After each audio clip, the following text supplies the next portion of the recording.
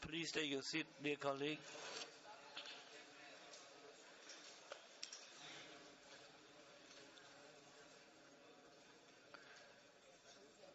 Dear colleague, as you know, the general decision on item 7, decision 37.7 is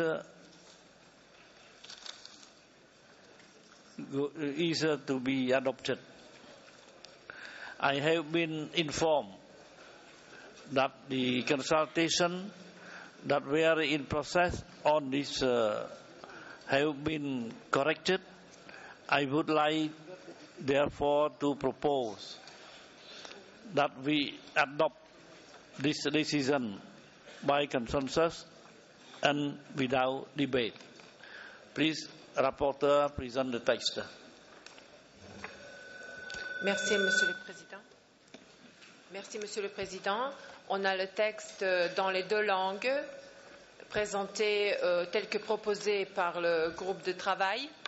Et je voudrais justement vous informer, informer les délégations qu'on va rajouter tous les documents de référence qui contiennent l'état de conservation. Donc ici on n'a mis que cette BAD, mais on va le faire, donc ne vous inquiétez pas. Voilà le texte, vous pouvez le voir. Vous voulez que je le lise?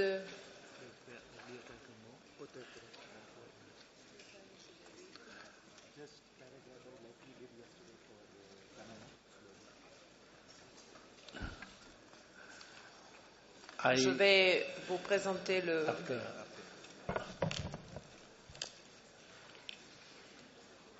On va faire doucement pour que vous puissiez regarder le texte. Donc, paragraphe 1, c'est clair. Paragraphe 2.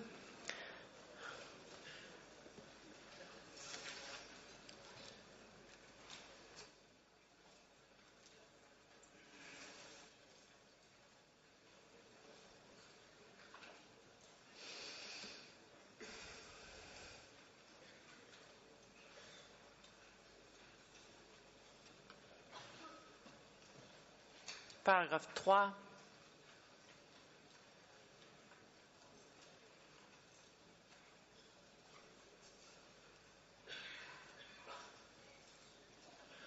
S'il vous plaît, si vous paraît trop vite, vous me signalez, vous me faites un signe, on va faire encore plus doucement.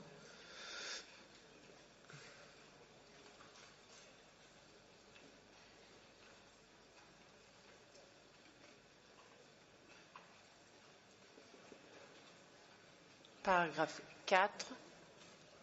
After the presentation of the text, I will give the floor to Excellency Ambassador of Germany. Thank you. Yes, indeed, we have agreed on a revised draft of decision. The changes are here in paragraph 3. This has been worded as you see now. We appreciate the decision of the Security Council to ensure that for the first time, as you can read, this very historical decision of the Security Council to include the protection of cultural and historical sites in the mandate of the UN mission in Mali.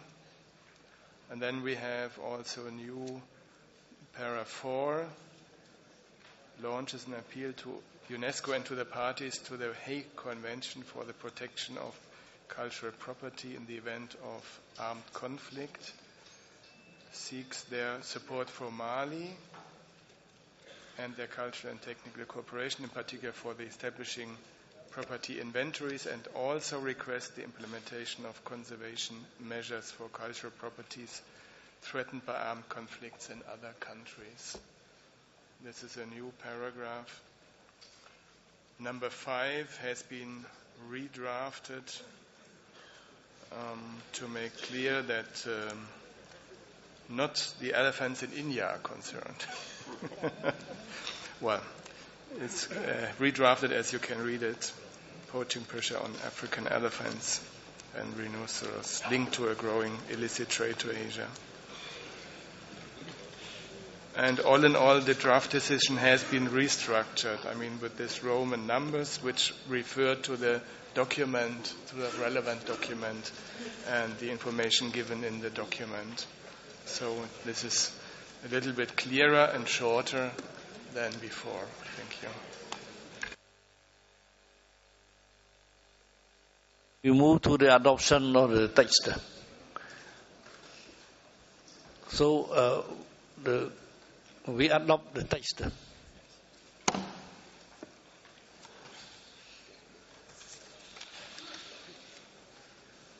Now we came to another item, Sela Batebi National Park Lesotho, extension of Ukahalamba Drakensberg Park, South Africa.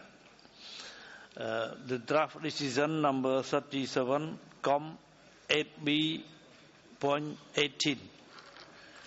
I now invite IUCN and ICOMOS to present the nomination of Sela Batebi National Park, Lesotho, an extension of Ukalamba Drakensberg Park, South Africa. IUCN and ICOMOS, you have the floor, please. Thank you very much, Mr. Chairperson, and good morning. ICOMOS will start the presentation and then be followed by our colleagues from IUCN. The Sahla Bateba National Park is proposed as an extension to the mixed property Ukaklamba Drakensberg in South Africa and is the first file presented by Lesotho. It features a distinctive mountain landscape and is said to contain at least 65 sun rock art sites found in various settings. Can you follow the slide,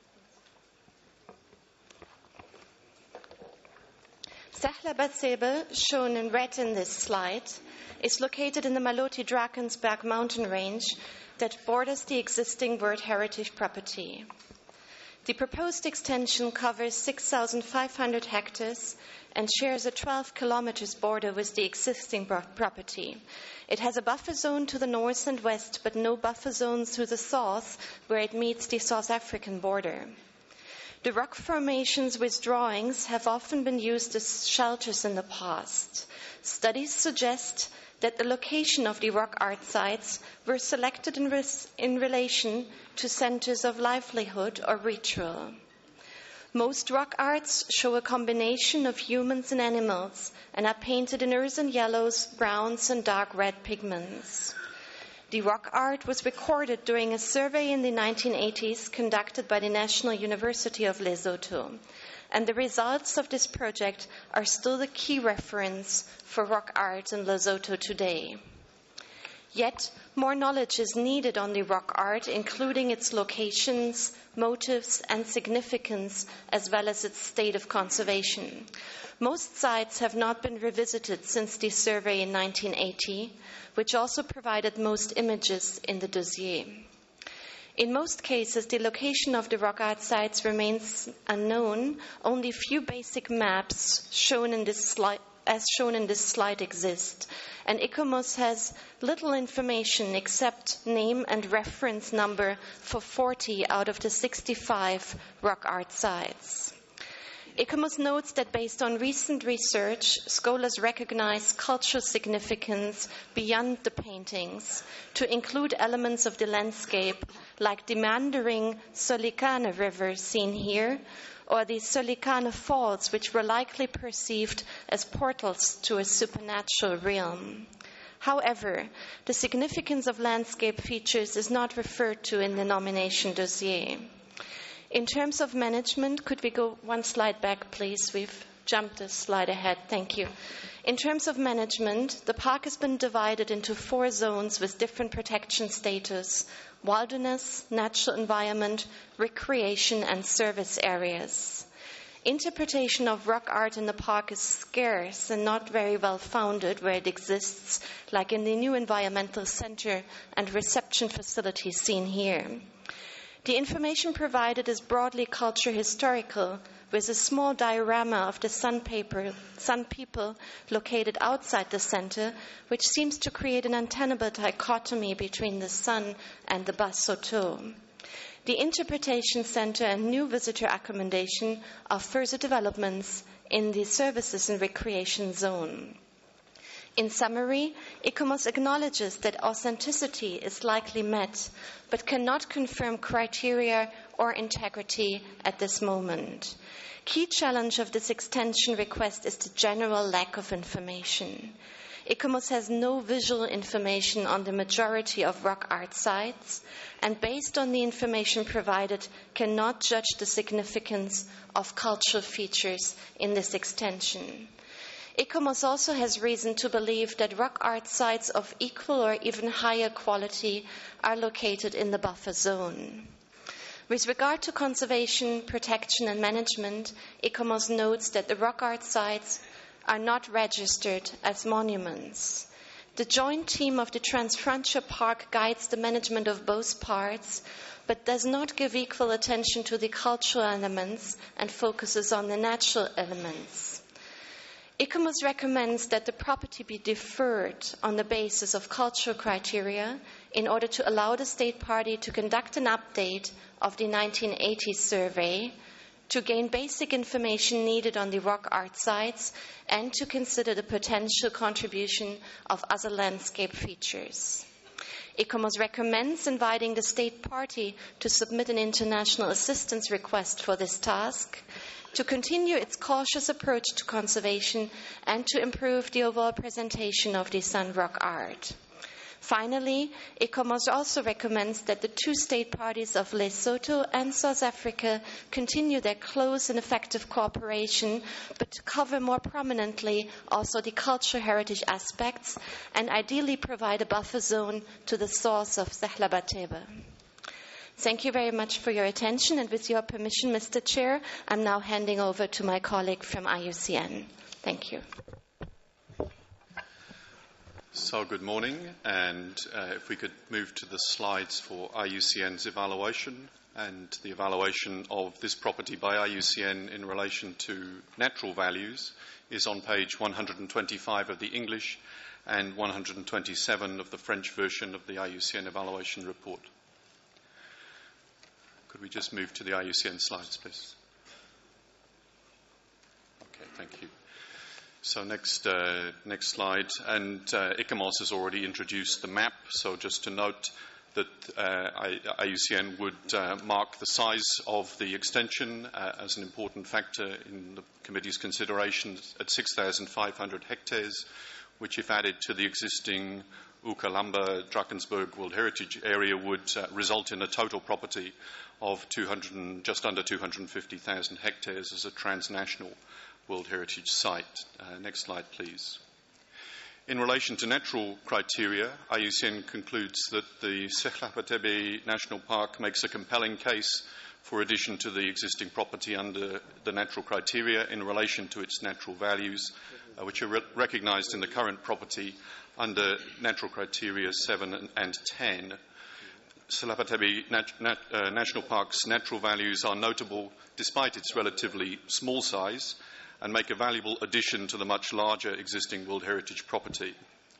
Whilst clearly the area proposed for extension would not on its own meet the relevant World Heritage criteria, it adds significantly to the integrity of this existing property through the addition of important natural attributes and features that are complementary to those that are already recognised in the Ukalamba Drakensberg Park. Next slide, please. More specifically, under Criterion 7, the property has areas of great beauty with soaring basaltic buttresses, incisive dramatic cutbacks and golden sandstone ramparts. There are rolling high-altitude grasslands, wetlands, alpine tarns, and the pristine steep-sided river valleys and rocky gorges also contribute to the beauty of this site. And adding to that natural beauty is a mosaic of colourful flowers in the spring and the summer. and these distinctive and rather fragile mountain grasslands scenically complement those of the Ukalamba Drakensberg Park World Heritage Site. Under Criterion 10, the nominated extension would add to the existing property in an elevated western flowing watershed, which is host to flora and fauna of notable scientific importance, including species that are classified as rare and endemic to this park. The site provides critical nesting habitat for the globally endangered Cape vulture and the bearded vulture, and the proposed extension will add value to the conservation of species, and including providing protection for the Maloti minnow, which is a species considered extinct in the existing property. Selabatebe National Park hosts more than 20% of the plant species of the whole Maloti Drakensberg area, and more than 10% of this area's plant species are endemic. And it contains wetland and African alpine tundra ecosystems that also significantly add to the value of the existing property. Selabatebe National Park was established as a wildlife sanctuary and a national park in 1970 and legally established as a national park in 2001. There is a sound national legal framework aimed at guaranteeing long-term protection, and at international level, the bilateral Memorandum of Understanding between Lesotho and South Africa provides a clear commitment for joint management of this proposed extension with the existing property, as well as the adjoining buffer zones. Next slide, please. The boundaries of the property are clearly defined in relation to their natural values, and they're well understood, and the buffer zone in relation to natural values is appropriately drawn, although we note it's not yet been formally gazetted. Whilst there is a park manager in Selabatebe, there are relatively few technical and support staff on site. The joint management plan and business plans are in place and developed until 2012, but their implementation has clearly been affected by some lack of staffing and inadequate financial resources. There appears to be a strong local involvement and supportive local leadership, which has been reinforced by the creation of a community conservation forum, and a new law, which is the Nature Conservation Act 2005, is pending approval and expected to provide additional guidance for staffing and resource allocation. So, as far as the natural criteria are concerned, with a hesitation but ultimately a conclusion that protection and management is adequate from IUCN. IUCN considers that this extension would be appropriate under the natural criteria, and it would meet and contribute to integrity and protection and management requirements, but noting the need to strengthen the management further. And so IUCN, whilst fully respecting ICOMOS's evaluation of the cultural aspects and attributes of this nomination file, which are the basis of the draft decision that has been recommended to the committee in Working Document 8B, made a conclusion that in relation to the natural criteria that the committee could consider approval of the extension, and we felt that that case had been demonstrated. In relation to the decision before you, then that is in Working Document 8B, and it is at page 18 of the English and page 19 of the French version. Thank you, Chair. That concludes the presentations of ICOMOS and of IUCN. Thank you.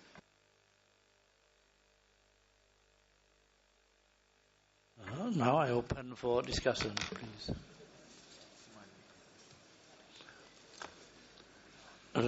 Namali, please.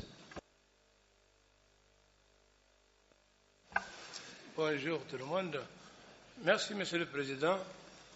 Monsieur le Président, nous sommes en face d'un paysage culturel extrêmement intéressant et vivant.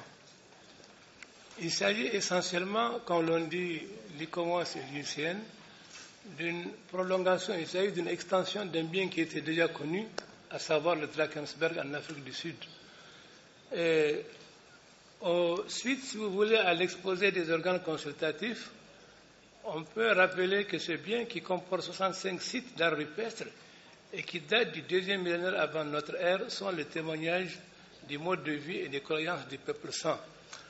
Mais on est aussi en face, si vous voulez, Monsieur le Président, d'un bien qui existe et qui fonctionne dans les conditions remarquables et acceptables d'un bien du patrimoine mondial. Parce qu'au vu des exposés, qu'est-ce qui se passe? Il y a la VUE de ce bien qui a été prouvé. L'UNCN a insisté dessus il y a les critères 7 et 10 qui ont été reconnus. Il y a également les critères 1 et 3 qui ont été reconnus par l'UCOMOS.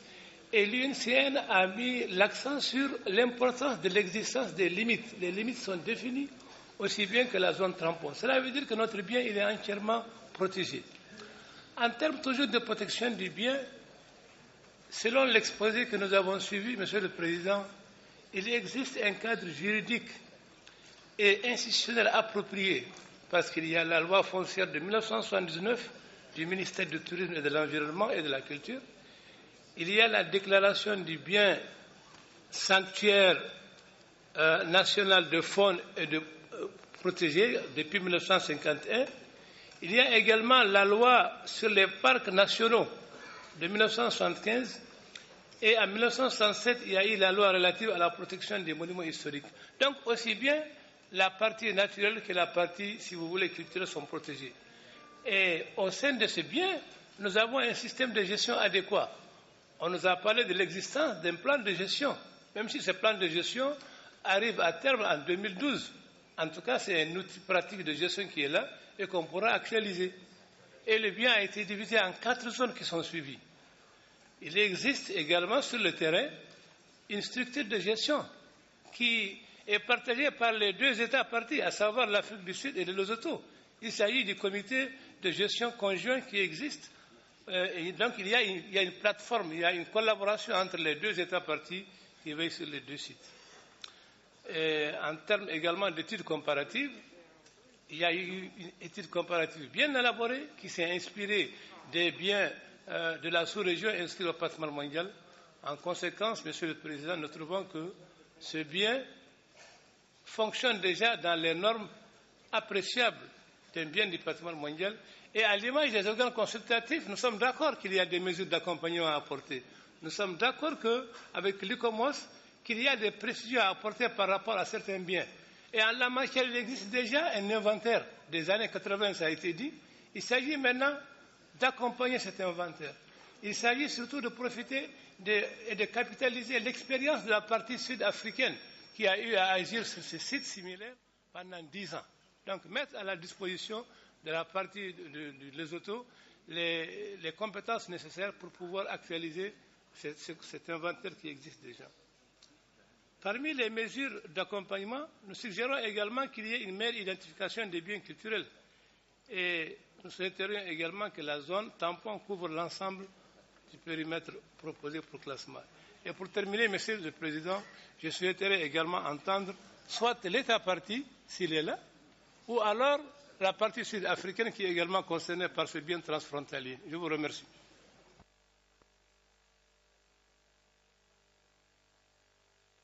Call on Germany, please.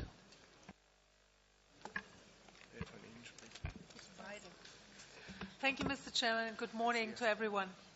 Germany congratulates Lesotho for bringing this important extension forward, and as we are examining here a proposed extension of an existing property, I recall Operational Guidelines Para 136, which reads, extensions to an existing World Heritage property located on one state party may be proposed to become transboundary properties, and that's what we are looking at. The operational guidelines do not require an extension to an existing property to demonstrate OUV on its own, but should add to existing values, as IUCN has pointed out. The proposed extension is essentially enhancing OUV of the existing property by enlarging it on the territory of a neighboring country. In view of conservation, this is a very wise step, as cultural and natural values often do not stop at boundaries. With regard to cultural aspects, my cultural colleague will continue. Having carefully examined both the evaluations by ICOMOS and IUCN and looking at the draft decision, we are of the opinion that the extension nomination fulfills the requirements and does not need to prove an own OUV for cultural criteria on its own. The question of integrity and management, respectively protection, has also to be seen in the context of joint transboundary property. We note the recommendations which have been brought forward by ICOMOS, but we consider that these can be dealt with in the next step. We believe that the natural regulation covers, not at all, but in a certain way, the needs for the protection of the cultural values. We expect that the Lesotho will be assisted in this regard by South Africa. For a nature conservation point of view, this extension is as important as for the conservation of the cultural components. We therefore believe that the extension can be approved and the Lesotho part be inscribed today.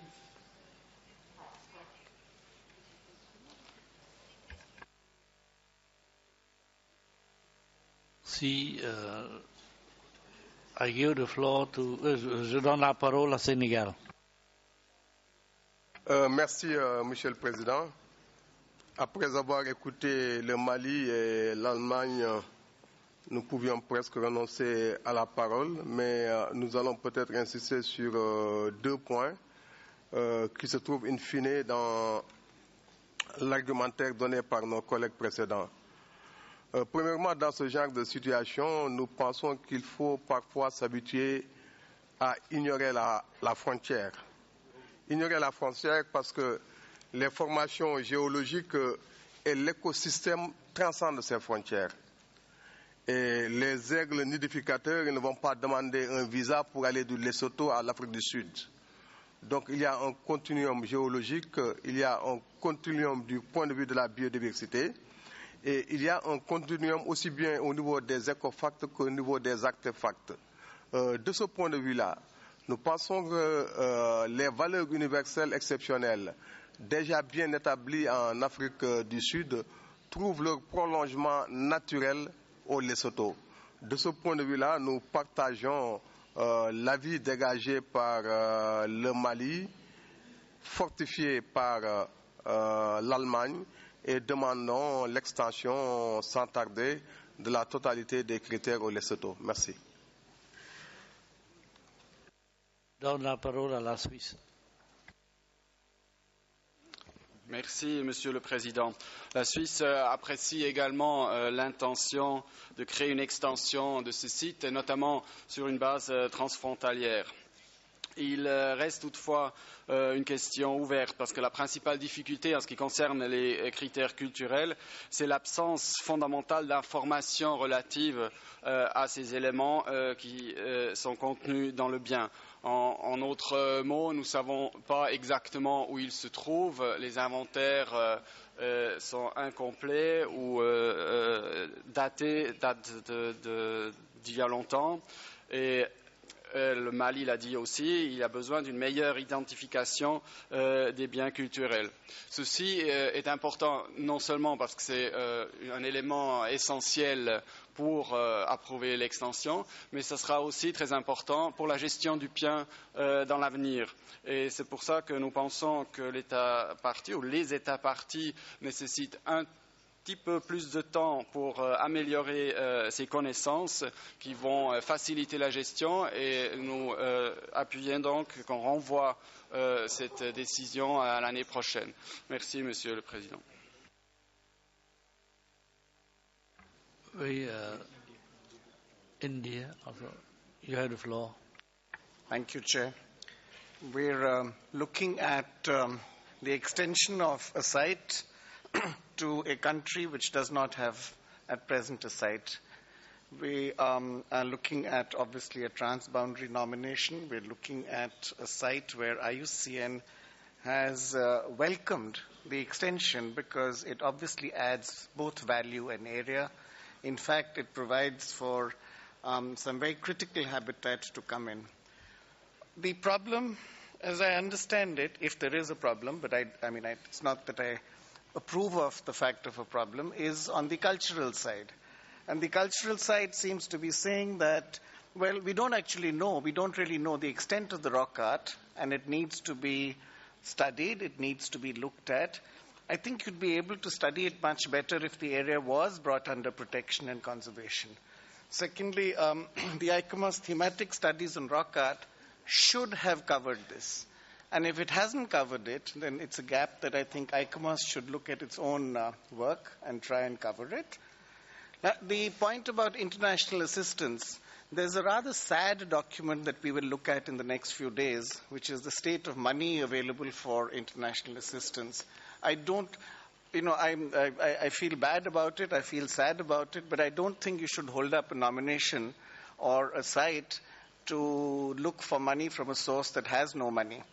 But the not bringing this site on would deprive the world of a much-needed extension, a much-needed addition to the natural characteristics and attributes. I would urge, respected Chair, that we do this today and now. We approve this, and that's what I have to say. Thank you, Chair.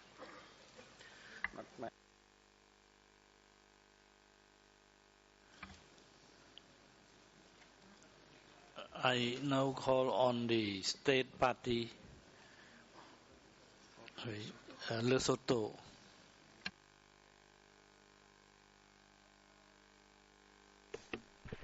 Mr. Chairman, Lesotho is already dealing with the rock art conservation issues that are raised in the IUCN ICOMOS report and urges the committee to recognize the existing cross-border collaboration between the two states parties through...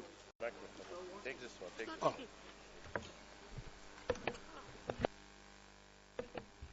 Can you hear me?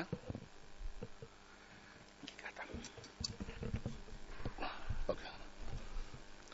Lesotho is already dealing with the rock art conservation issues that have been raised in the IUCN ICOMOS report and also from the floor, and urges the committee to recognize the existing cross-border collaboration between the two state parties, which is Lesotho and South Africa, through the TFCA project.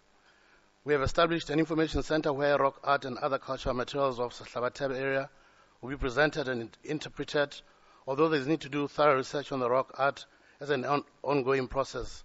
We are currently working on the proposal to be submitted for funding to undertake a more comprehensive research. But in the meantime, we request that this proposal be adopted. Thank you.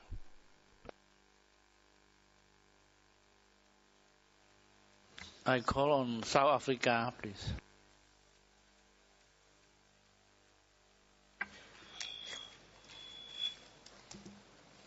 Thank you, Chair.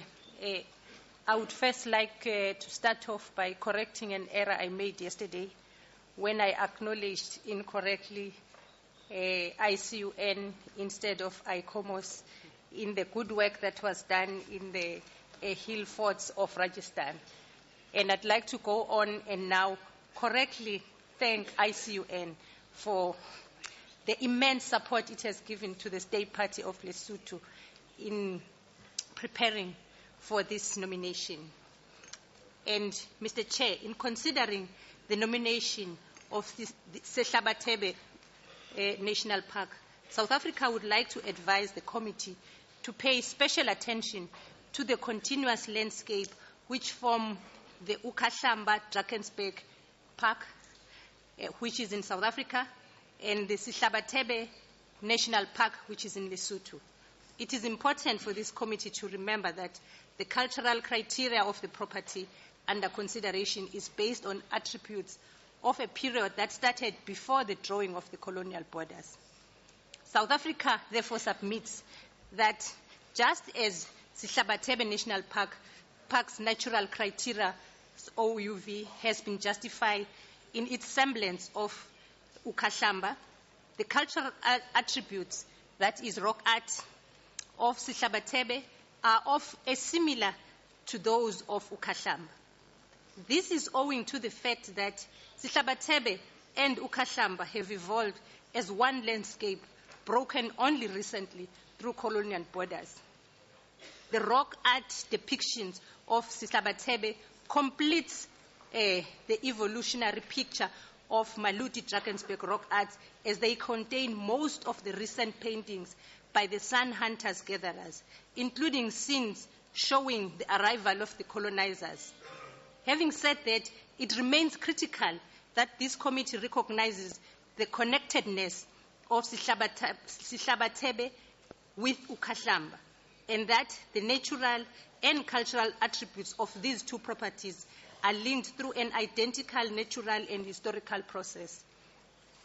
Sehlabatebe and Ukahlamba are located in one mountain range that is known by the name of Maluti by the people of Lesotho and known as Ukahlamba or Drakensberg by the people of South Africa. It is one mountainous landscape that was occupied by the San people, who left an exceptional record of their lives in the form of rock art that we find exceptionally preserved in both Sihlabathebe and uKhahlamba. South Africa is therefore of the view that the Sihlabathebe nomination is more about bringing completeness of what was once one landscape and now broken through an artificial boundary. South Africa is emphasizing this point in order to demonstrate to this committee that ICOMOS doubt of the property's OUV is grounded on the view of the property as not being part of the already inscribed uKhahlamba Drakensberg Park. We submit to this committee that if the colonial borders between Lesotho and South Africa did not exist at the time of the nomination of uKhahlamba Drakensberg Park, the property under consideration today would have been part of the uKhahlamba nomination in the first place.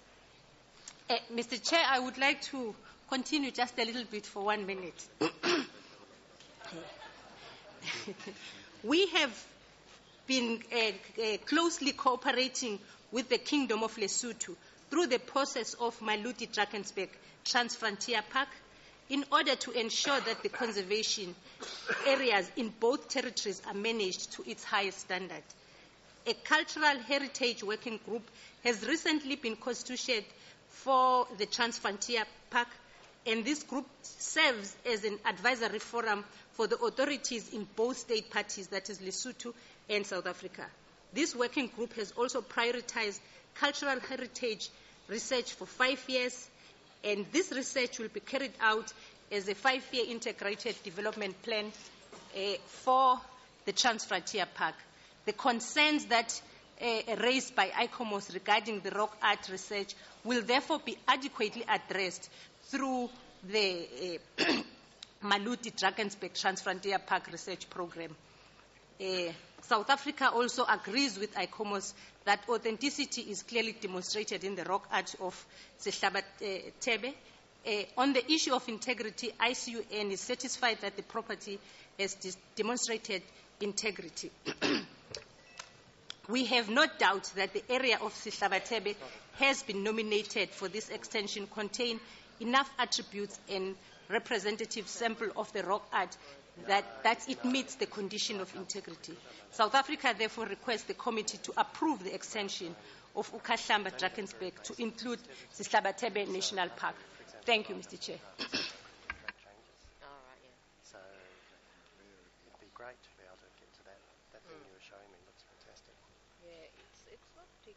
I call on Ethiopia, please.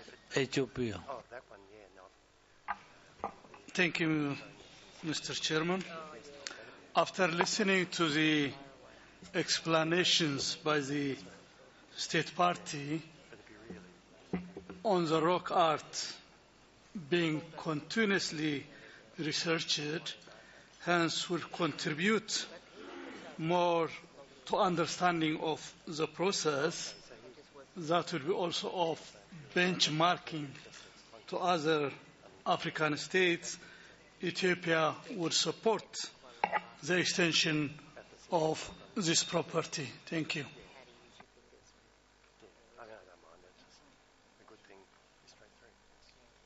La parole à Russie, please.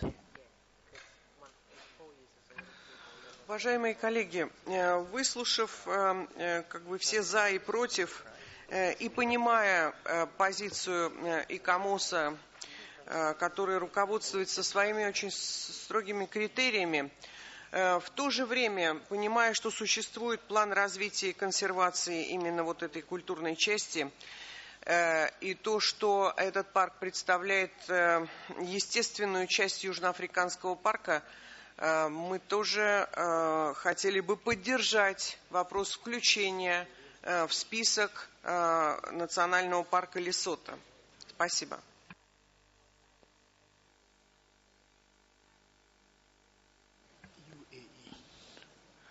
I give the floor to IUCN, please.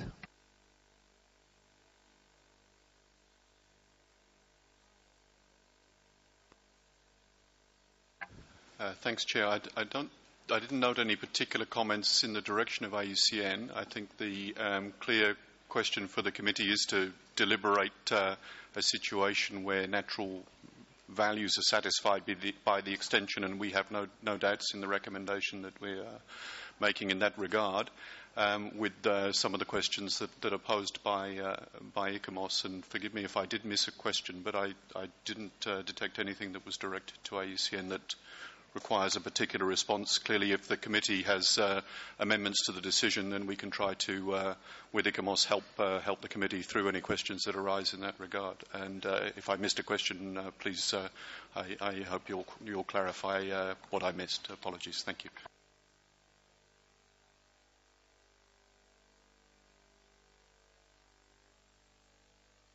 ICOMOS, you have the floor. Thank you very much, Mr. Chairperson. ICOMOS just like to take the opportunity to reiterate that even its thematic study on rock art saw a general potential for significant rock art sites in the area of Sehlabatebe.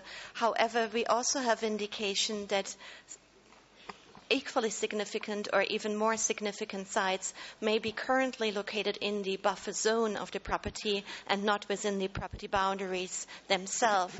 And it is the uncertainty of the exact location of the cultural elements and cultural evidence that puts us into this uncomfortable situation of not being able to judge whether the key sites are covered by the current property boundaries. However, ICOMOS is fully committed to work and cooperate with the state party in identifying the cultural components in this site, and we hope that the committee may wish to include some wording in the draft decision that ensures that ICOMOS and the state party can embark on such cooperation in identifying the cultural components which may contribute to the OUV of the existing property. Thank you very much, Mr. Chairperson.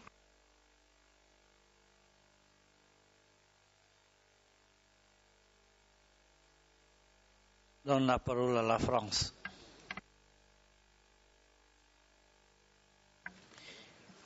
Merci, Monsieur le Président.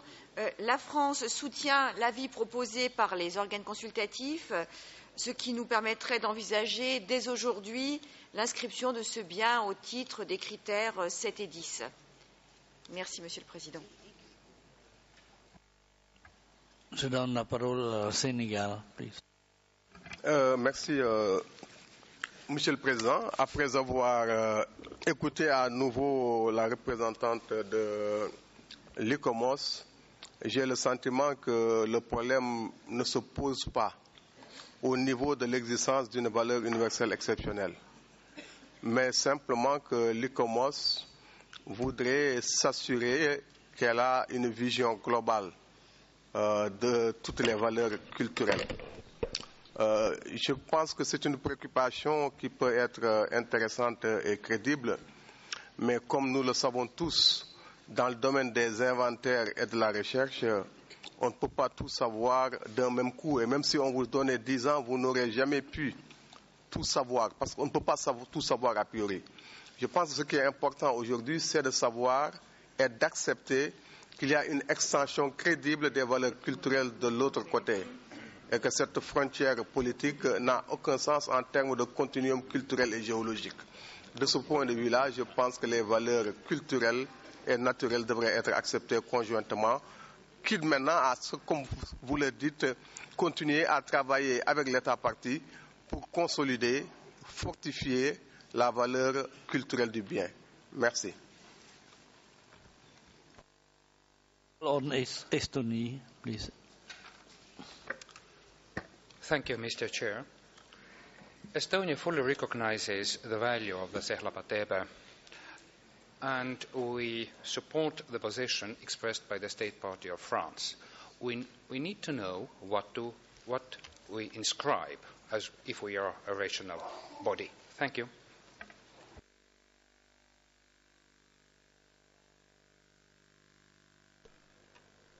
Rapporteur, s'il vous plaît.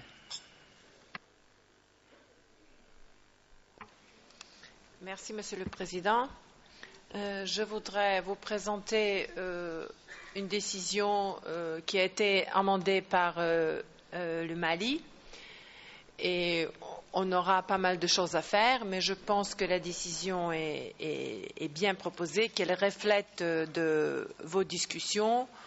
On pourrait passer, déjà le début de la décision, c'est le changement qui a été proposé de Mali, de ne pas de changer le début, donc de approuver l'extension du bien. Ensuite, il y a numéro 2, il y a numéro 3, où il faut adopter, bien sûr, la déclaration de valeur universelle exceptionnelle.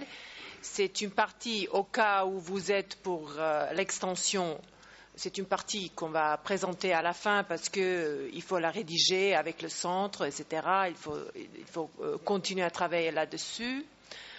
Numéro 4, je vais vous lire lentement la proposition du Mali. Demande à l'État partie de conduire d'autres recherches sur l'art rupestre sur la base des résultats du projet ARAL, analyse de l'art rupestre de Lesotho, dans le parc national de Sela-Patebe et ses environs afin de compléter l'inventaire existant. Donc c'était ce qu'on a des préoccupations là-dessus. Le petit B, l'ancien petit B a biffé, le nouveau petit B. Donc, d'étudier la collaboration culturelle potentielle des éléments du paysage, tels que les mares rocheuses de Sela-Patebe dans le cadre des recherches en cours. Ensuite, la proposition de biffer le petit d, ensuite le E, aussi de biffer. On a, au lieu de ancien F, petit f, on a le petit c. De collaborer avec l'État partie de l'Afrique du Sud, mettre à jour, il faut mettre ici, pour mettre à jour le plan de gestion existant du patrimoine culturel afin d'y inclure un plan de préparation aux risques et de réponse aux catastrophes. Ensuite, la proposition de Mali, c'est de biffer le petit G. Et là, le petit D, c'est en fait ce que la Suisse a demandé dans la discussion. Je pense que la Suisse pourrait peut-être nous aider de améliorer, ou si vous êtes satisfait, enrichir plus avant les compétences du personnel de la base de gestion de Sela-Patebe, du département de la culture, à la documentation et à la conservation de l'art rupestre, doter le parc national de Sela-Patebe d'un personnel aux qualifications considérablement améliorées. Bon, je pense que ça concerne ce qu'on a discuté, que c'est bien rédigé, mais c'est à vous de décider, bien sûr. Et le petit E, qui était l'ancien petit I, qu'on n'a pas changé. Ensuite, il faut biffer le paragraphe 2. On va plus avant. On avance. Je ne vois pas sur l'écran si vous êtes là où je suis. S'il vous plaît, vous allez... 4. Oui, 4. Mais il faut d'abord montrer ce qui a été biffé. Hein. Vous ne me suivez pas, le secrétariat, je vous prie de me suivre. Hein. Prends note, voilà, c'est ça, Monet. Merci. On a 2. Le 2. S'il vous plaît, c'est le paragraphe, mais vous devez voir. Hein. Le paragraphe à biffer, prends note. Le paragraphe 3 qui était proposé à être supprimé, numéro 3. Et on va au 4. Voilà. Mali, c'est la proposition du Mali. Je vais vous lire. Bon, arrêtez-vous. OK. Recommande que l'État partie prenne en considération les points suivants. Petit A, soumettre une demande d'assistance internationale pour renforcer la gestion du patrimoine. Bien, on va au petit B. Garantir que la tradition orale soit incluse dans les priorités de recherche du parc transfrontalier Maloti-Drakensberg afin de valoriser l'interprétation de l'art rupestre sain. Bon, ensuite, on n'a pas de changement au niveau de C, les petits C, petit D, petit E. Donc, on a gardé ces paragraphes de la décision proposée. On est au 5. OK. On s'arrête là, merci. Donc, ici, dans ce paragraphe, il n'y a qu'un petit changement. Donc, si vous voulez, je peux vous lire tout le paragraphe, mais je pense qu'il n'y a pas que c'est pas nécessaire. Donc, c'est juste pour biffer le mot au 4e ligne potentiel. Bon. On continue, merci. Numéro 6. Demande aussi aux États parties. Et là, le petit A et petit B, on n'avait pas de changement. On passe au petit C, que je vais vous lire doucement. Officialiser les zones tampons qui entourent le bien et de poursuivre leurs tentatives de coopération en vue de fournir une zone tampon au sud de Selabatebe, située sur le territoire de l'Afrique du Sud. Bon, on a le petit D qui est proposé pour la suppression. On a le numéro 7. Félicite, bon, le même comme il était auparavant, mais d'après ce qu'on a entendu de la part de l'ICOMOS, on pourrait peut-être à la fin du numéro 7 proposer, bon, je ne sais pas ce que vous pensez là-dessus, proposer de continuer à travailler donc à la fin et continuer à travailler avec les organes consultatifs pour améliorer le plan de gestion ou pour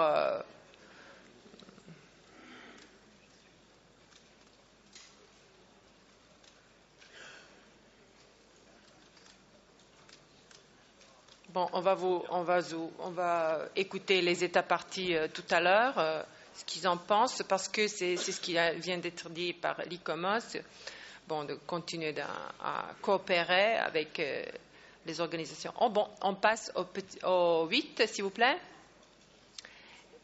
Bon, je vous lis.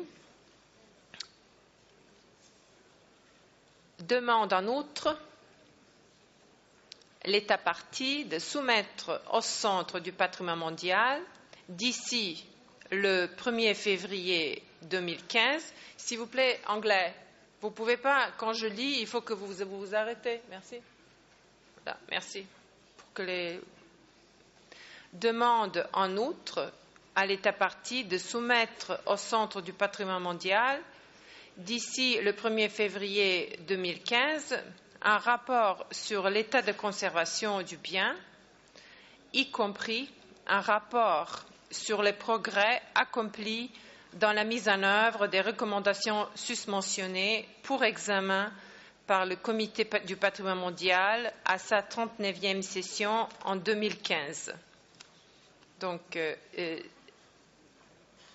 Monsieur le Président, vous pouvez procéder aux commentaires des États parties et à l'adoption. Merci. Je donne la parole tout d'abord à la France. Merci, Monsieur le Président. La France aimerait simplement demander des précisions à l'ICOMOS quant à l'application des critères et en particulier l'application du critère 1 à ce dossier au vu de son application jusqu'à présent dans l'établissement des dossiers. Je vous remercie, Monsieur le Président. Oui, ICOMOS, est-ce que vous pouvez et vous aimez à répondre?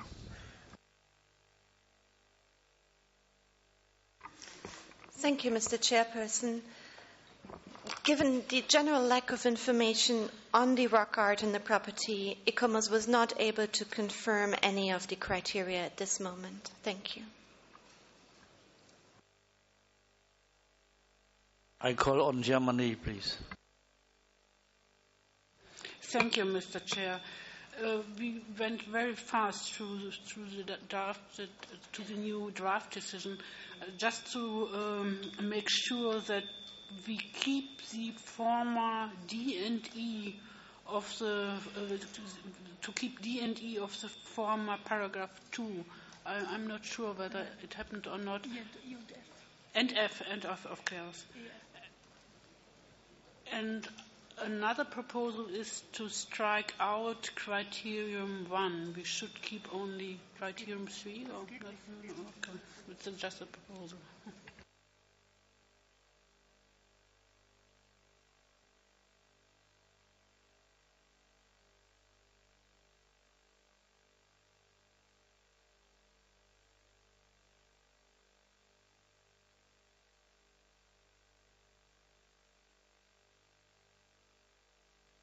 Doctor, you have some idea?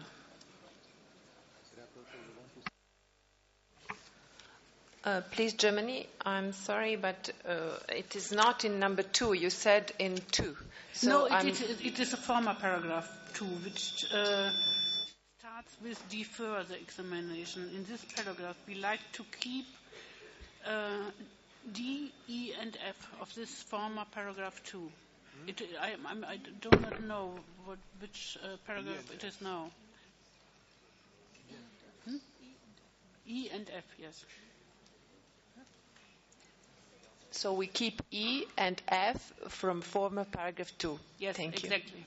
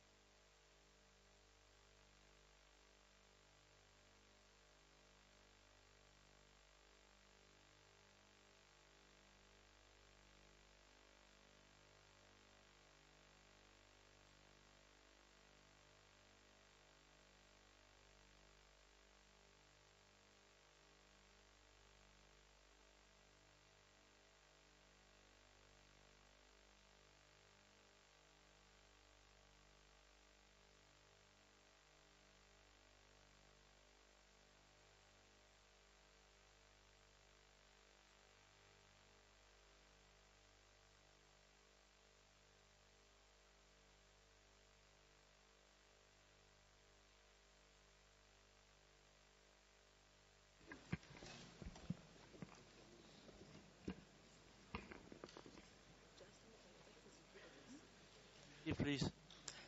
Thank you for putting it completely on the screen, because we were missing the amended paragraph new C old F, and with the amended version we are fine. We just thought it got completely biffed up, but it was just going too quickly. So that is all fine. So the only thing to keep would be the old E. Thank you.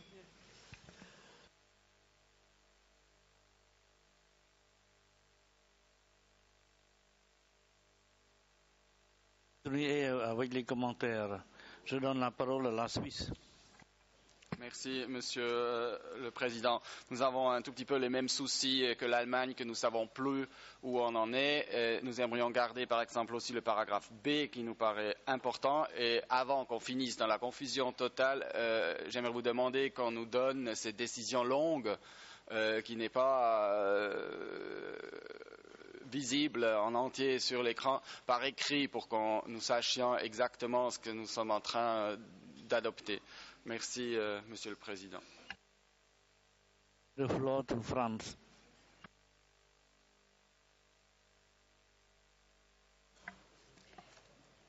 Merci, Monsieur le Président.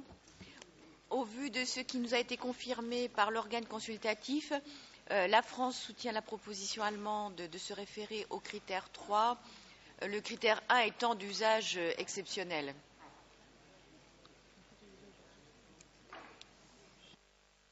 Thank you. I give the floor to India, please.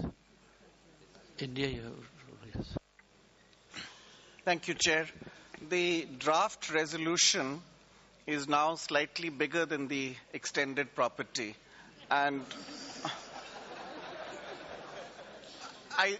it reflects all of the angst of ICOMOS and very little of the joy and optimism of IUCN.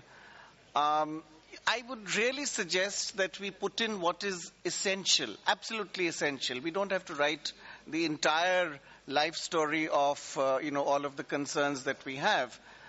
In a sense, it's a property that is being extended. 2 states are collaborating. IUCN is extremely happy that this is being done. The rest of the concerns, could we make them more concise, less complicated, and more understandable? Thank you, Chair.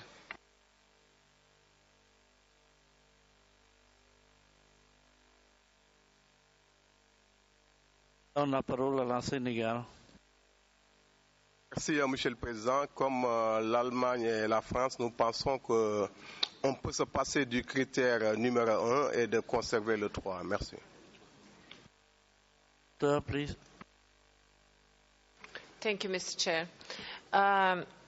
We, as Swiss delegation, ask for a printing version. I have to ask you and to announce you. So if we print now, we cannot draft it in the same time.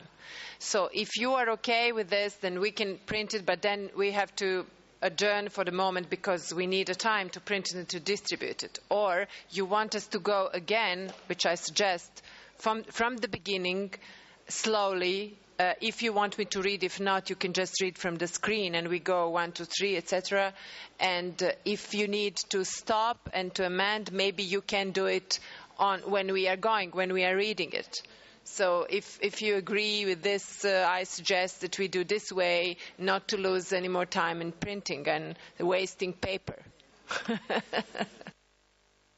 I give the floor to ECOMOS, but I think maybe after this we can adopt paragraph by paragraph. Yes.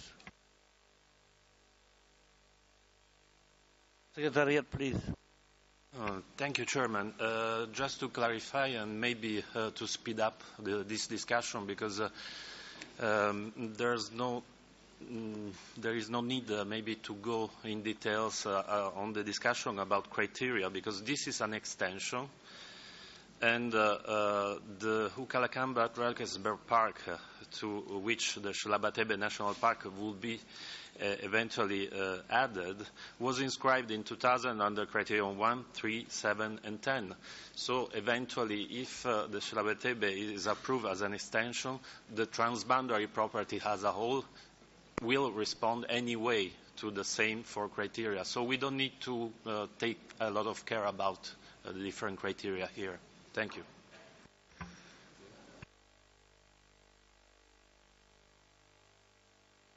Go paragraph by paragraph.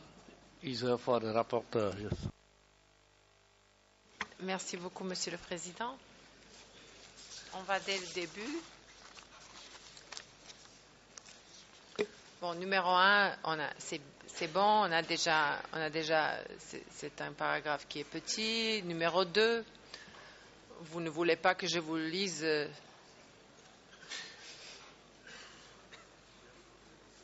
C'est bon, on peut avancer?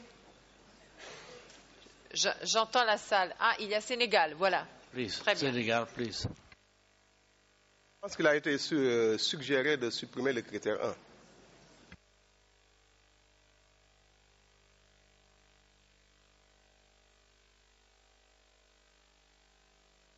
Please, s'il vous plaît.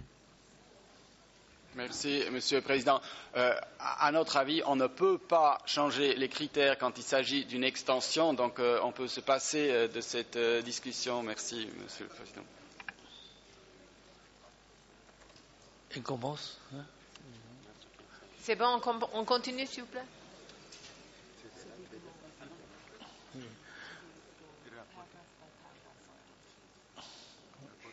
Yes, le rapporteur plus.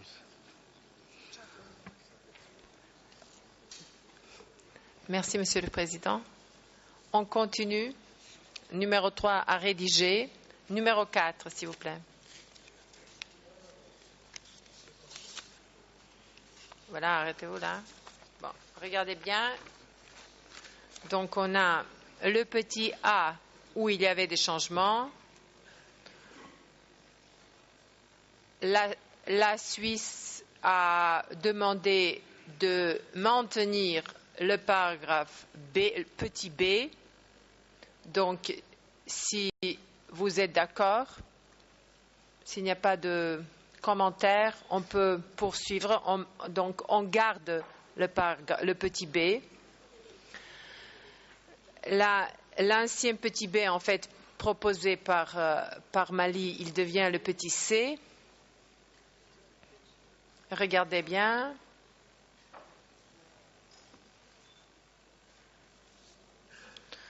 Le D, on était tous d'accord, je pense, de supprimer.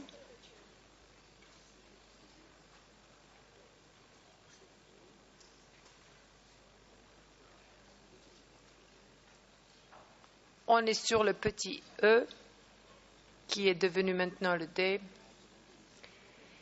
L'Allemagne a demandé de le maintenir. Donc, est-ce que vous êtes d'accord?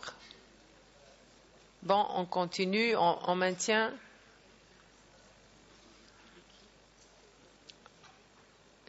On va au paragraphe suivant, qui devient le petit F. Non, on a un qui est à biffer. Non, ici, le E. Bon, ne vous inquiétez pas sur les petits E, B, C. On va faire ça. Regardez le texte, concentrez-vous sur le texte. On continue.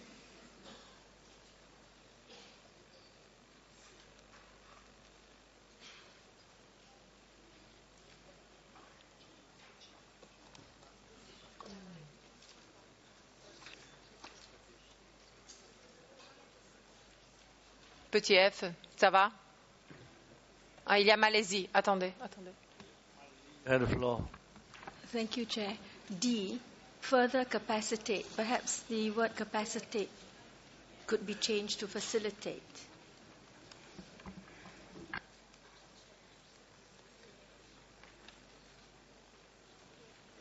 In which one? D, there's one up.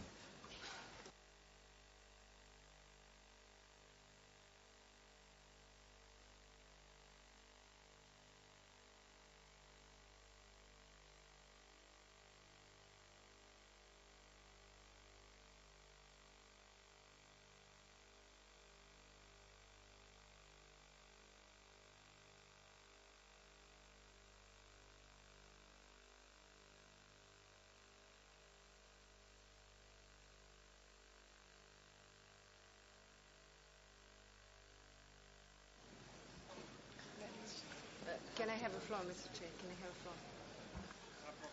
floor? S'il vous plaît, Malaisie, je vous prie de répéter. Je pense que vous avez dit D.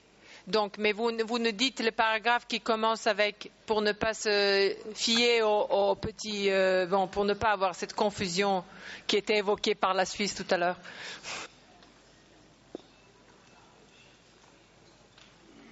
D, further facilitate. It's on the board.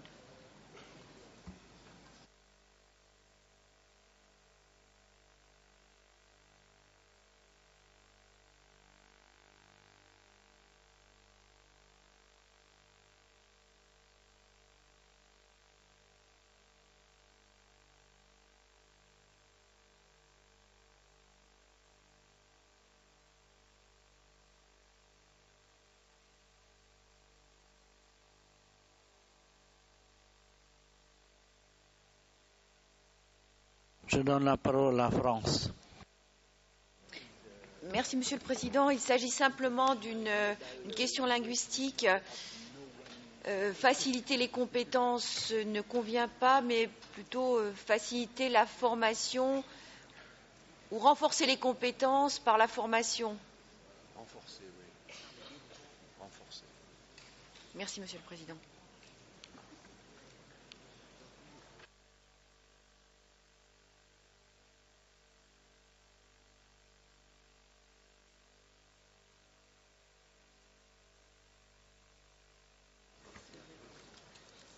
Bon, la France a proposé de renforcer les compétences par la formation. Si vous êtes content, on peut continuer.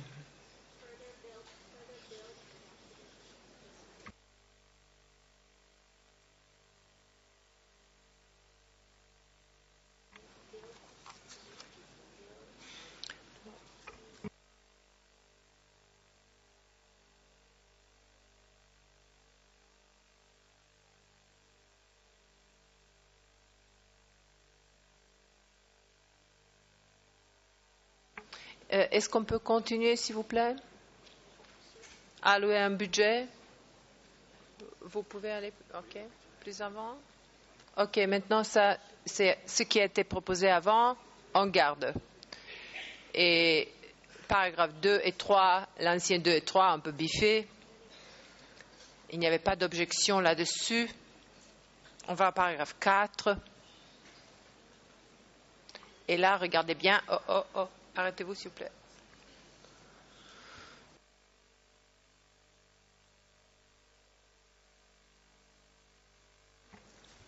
Bon, on continue. Vous êtes d'accord? Là, on est plus à l'aise avec les petits a, petits b, etc. Petit b.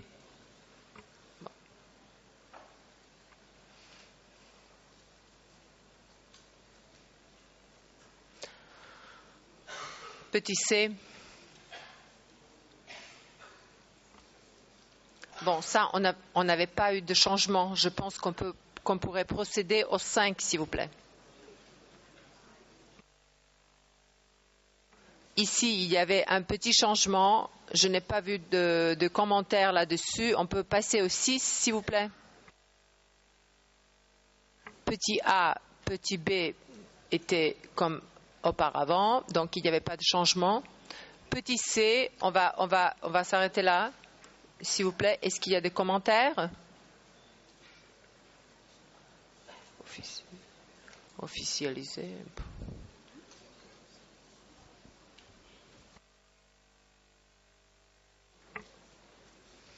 Petit d. La Suisse. La Suisse. Merci. Juste une question. Pourquoi il y a la volonté de biffer le paragraphe D? Parce que le renforcement de la collaboration transnationale pour la gestion est un des buts cruciaux pour les biens transfrontaliers aussi. Et à notre avis, on devrait garder donc ce paragraphe pour appuyer la coopération entre les deux États parties. Merci.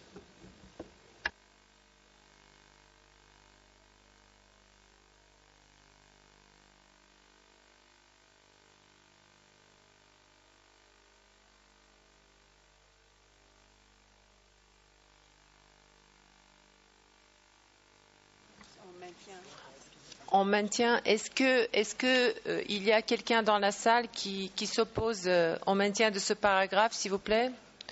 Petit d. You can do accept changes. Merci. Le 7. Bon, là, je ne sais pas si, parce que vous avez maintenu d'autres paragraphes, je ne sais pas si c'est nécessaire d'avoir continué à travailler avec les organisations consultatives. Si vous êtes d'accord, on garde. Sinon, on peut biffer ça. C'était la proposition du secrétariat. Donc, personne ne s'oppose. On continue, s'il vous plaît. Le 8. Demande en outre. Bon, on s'attend à un rapport 1er février 2015. Vous êtes tous d'accord?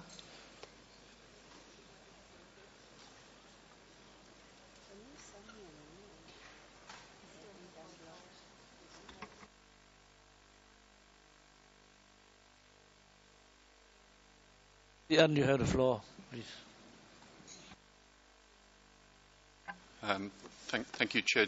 I think there's 3 points just to assist the rapporteur and the committee that I'd like to note if this is the shape of the decision as it currently stands. One is in terms of the statement of outstanding universal value, that there was a version of a statement of outstanding universal value in the IUCN report, which has a number of sections that would need to be added to or completely considered without any input from IUCN, the cultural criteria, authenticity, and some where IUCN makes part of the text, but cultural attributes would need to be considered as well, protection and management and integrity. So it's a square-bracketed part of IUCN's report, and you could regard that as a starting point for the statement of OUV. The second is that if the extension was approved, the states parties themselves proposed a new name for the property, so you might wish to adopt the new name that was proposed by the states parties at the same time. And the third observation I would make is that in the paragraph that's on the screen at the moment, it might be helpful, as this would, if approved, become a transboundary property, to clarify either state parties or the state party of Lesotho, because you would have two states parties and it wouldn't be clear which state party the paragraph was addressed to. I think probably it's addressed to the state party of Lesotho. But you perhaps should clarify that also, just to tidy up the points of the decision. I hope those points are helpful without wishing to influence the process, but just to ensure that you have a decision that is in the best order possible. Thank you, Chair.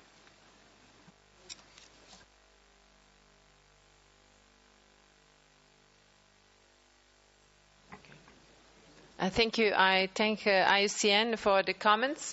And we explained at the beginning about a statement of outstanding universal value. So it is to be drafted and insert into the, of course, before the final adoption of the decision at the end of the session. But what worries me now is, could you please, we have a proposal to change the name, and this is very important. So I would like the committee to express itself. Malotti, the new name proposed is Malotti Drakensberg Transboundary World Heritage Site. So I can repeat, Malotti Drakensberg Transboundary World Heritage Site. If there is no comments, we can proceed to the adoption of whole decision. Switzerland. Merci, Madame. On a quand même une question peut-être au secrétariat, si ce nouveau nom Transboundary World Heritage Site est vraiment approprié, parce que ce n'est pas une spécification de ce site-là. Il y en a beaucoup de sites qui sont des sites transfrontaliers, et il nous semble un tout petit peu bizarre de mettre ça tel quel dans le nom du site, et c'est pour cela qu'on aimerait avoir l'avis du centre, s'il vous plaît. Secrétariat, s'il vous plaît. Merci, Monsieur le Président. C'est tout à fait justifié, effectivement, cette intervention et la question, parce qu'effectivement, ça va de soi que les sites, une fois inscrit, il est transfrontalier et il est un site du patrimoine mondial. Donc, ça serait une répétition qui n'est pas très utile et que nous avons la tendance toujours à décourager. Et donc, mais ça reste de toute manière un choix des États partis ils sont souverains dans le choix de leur nom. En tout cas, nous préférons, quand il n'y a pas une répétition de World Heritage Site, Transboundary World Heritage Site, ça va de soi que c'est un site transfrontalier et un site du patrimoine mondial. Merci.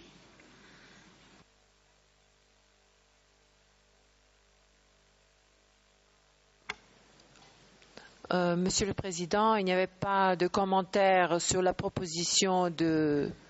Ah bon, il y a encore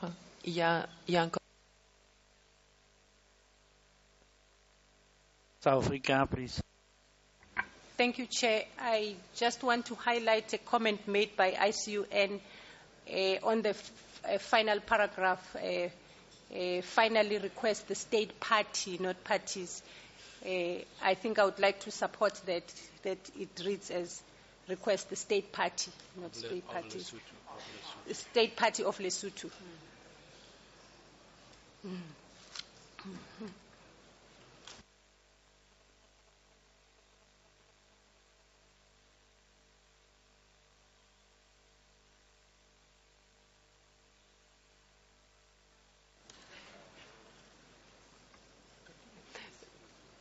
Monsieur le Président, vous pouvez procéder à l'adoption de la décision telle qu'amendée par le comité. Encore, s'il vous plaît. Si vous avez la parole. Vous avez la parole? Ouais, merci, Monsieur le Président. Je suis désolé de reprendre la parole encore, mais là aussi, une question. Si il s'agit d'un site qui est maintenant transfrontalier sur 2 États parties, est-ce que le rapport qui doit être soumis ne doit pas être automatiquement des 2 États parties et pas seulement pour une moitié du site transfrontalier? Merci, Monsieur le Président.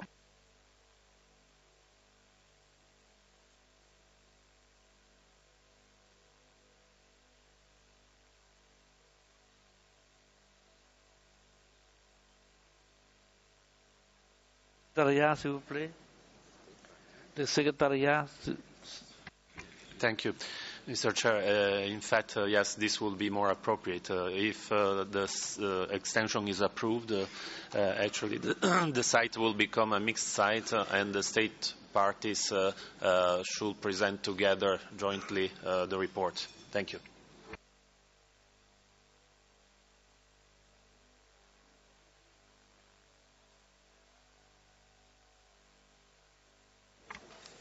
On a inséré les commentaires du secrétariat. S'il vous plaît, on est obligé de prendre cette décision, paragraphe 8, comme proposé. Monsieur le Président, je pense qu'il n'y a plus de commentaires, que vous pouvez procéder à l'adoption de la décision. Merci. Donc la décision 37 comme 8.18 révisé est adopté.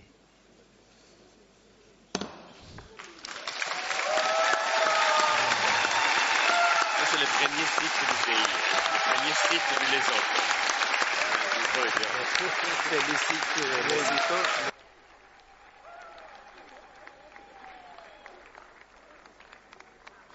So, on behalf of the entire committee, I would like to congratulate Lesotho, you see, for the inscription of the site.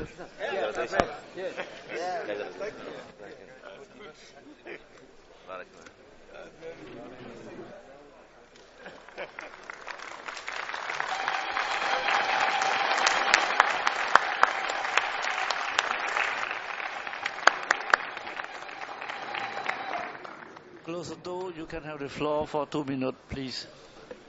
Lesotho, you have the floor for 2 minutes, please. Mr. Chairman, members of the committee, distinguished ladies and gentlemen, first, my delegation would like to extend an appreciation to the government of Cambodia and the people of Cambodia for the warm hospitality you have extended to us. We would also like to thank the committee and the advisory bodies for the work that they have done in considering the information on the nomination of the Sehlabatebe National Park. It's so emotional. It was with great humility and profound appreciation that we welcome this decision to extend the Ukahlamba Drakensberg National Park of the Republic of South Africa to include the Sehlabatebe National Park, to now be called the Maluti Drakensberg Transboundary World Heritage Site.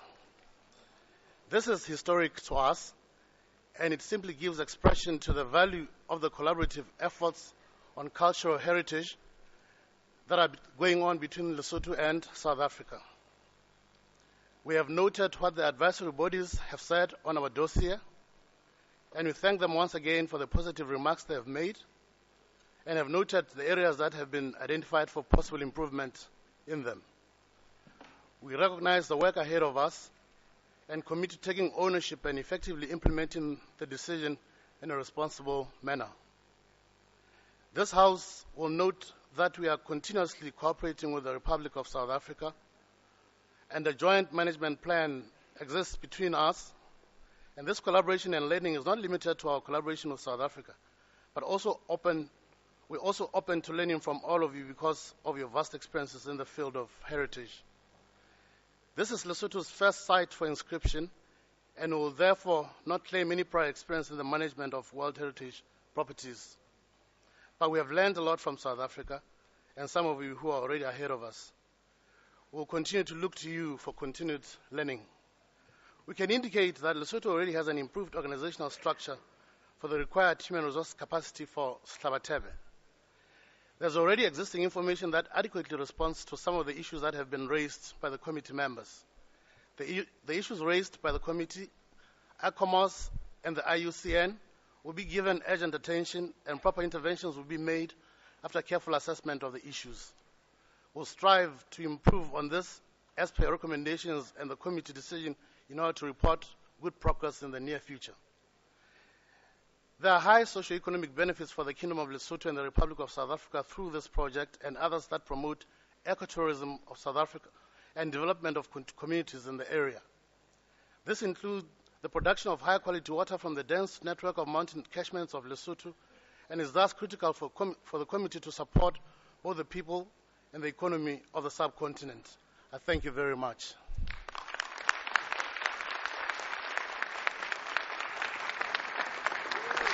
I thank the distinguished representative of Lesotho. Now I think we came to another site. Pima Chovin Aki in Canada. Draft decision 37.8b.19. I now invite IUCN and ICOMOS to present the nomination of Pima Chovin Aki, Canada. But before I give the floor to the Secretariat, Mr. Balsamo, you have the floor now, please.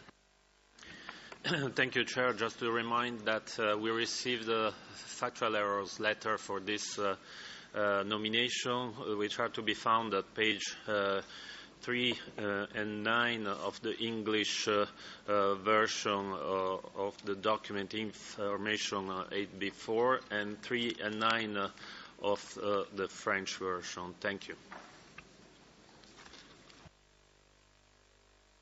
Most, please. Thank you, Chair. ICOMOS will make the first presentation on the cultural aspects of this site, and then I will be followed by my colleague from IUCN. So I want to start the presentation of Pima Chovin Aki. The North American boreal shield is part of a global boreal biome that encircles the globe just south of the Arctic Circle. Although a large area, Pima Chovin Aki is a tiny part of that overall biome system in North America. Pima Chovin Aki lies within a landscape of forests, granite rocks, and free-flowing rivers shaped by wildfires. The property encompasses over 33,000 square kilometers of Anishinaabe ancestral lands at the headwaters of 3 rivers. It includes portions of the lands of 5 Anishinaabe First Nations, the Bloodvine River First Nation, Little Grand Rapids First Nation, Pawangasi First Nation, Pikangikum First Nation, and Poplar River First Nation.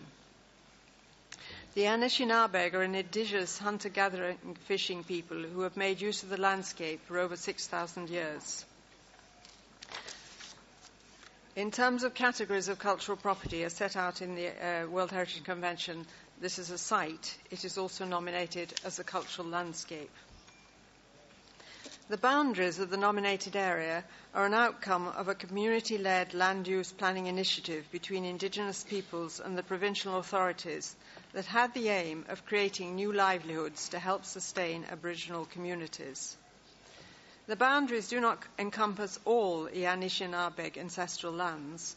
Around some 9,000 square kilometres lie outside the boundaries, are in the buffer zone. Since 2002, the 5 First Nations have come together to develop a cooperative accord that aims to strengthen mutual support. The accord was subsequently extended to a partnership with provincial planning authorities who have developed the nomination. The name Anishinabeg means the land that gives. The nomination of Pimachuin Ake has been driven by the First Nations in order to achieve recognition of the way their living, working engagement with their all-encompassing natural and ancestral landscapes sustains the boreal shield ecosystem. As traditionally the communities move seasonally prior to permanent settlement, there are references to culturally important sites outside the nominated area. However, what has been nominated is where the Anishinaabe culture is now seen to persist most strongly. In spite of being subject to significant social disturbances, such as European colonization, being placed on reserves, and children being separated from their families by residential schooling, the Anishinaabe have retained their traditional knowledge of and respect for natural resources. In the past 50 years, they've become mainly settled, and their traditional tools of snow sleds drawn by dog teams and canoes have been adapted with modern technologies. Berries, lichen, and medicinal plants are still commonly gathered in the forests, and wild rice is cultivated on a small scale for domestic use. Next slide, please. The principal water courses form a network connecting the communities with one another. Mnemonic narratives connected with travel routes have persisted, and elders have now begun to document them and their associated traditions using cultural GIS mapping. In the spring and autumn, people used to move to seasonal camps in search of animals and other resources, and over 700 such sites have been recorded in the property through collaborative research between the Anishinaabe and archaeologists. Some of these could well date back over several centuries, but definitive dating is still awaited. Due to the transition from a semi-nomadic way of life to more permanent settlements, many of the traditional seasonal settlements are no longer in use, but they're still remembered by communities, and many have temporary uses. Until a century ago, people mainly gathered together in one place only in the summer months of each year. Today, there are 5 comparatively modern, mainly permanent settlements for the 5 First Nations. Numerous sacred and ceremonial sites are found in the area, but to preserve their cultural sensitivity, few have been recorded. Some of the sacred sites are still regularly visited and respected, as evidenced by offerings that can be seen. Within the property, several hundred pictographs have been recorded at some 39 locations.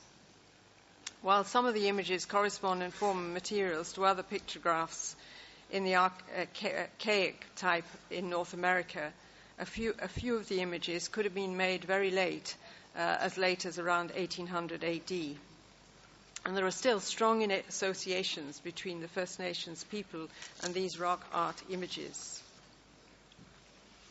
The Boreal Shield landscape is part of the Anishinaabe worldview, which is based on a symbiotic relationship between people and nature.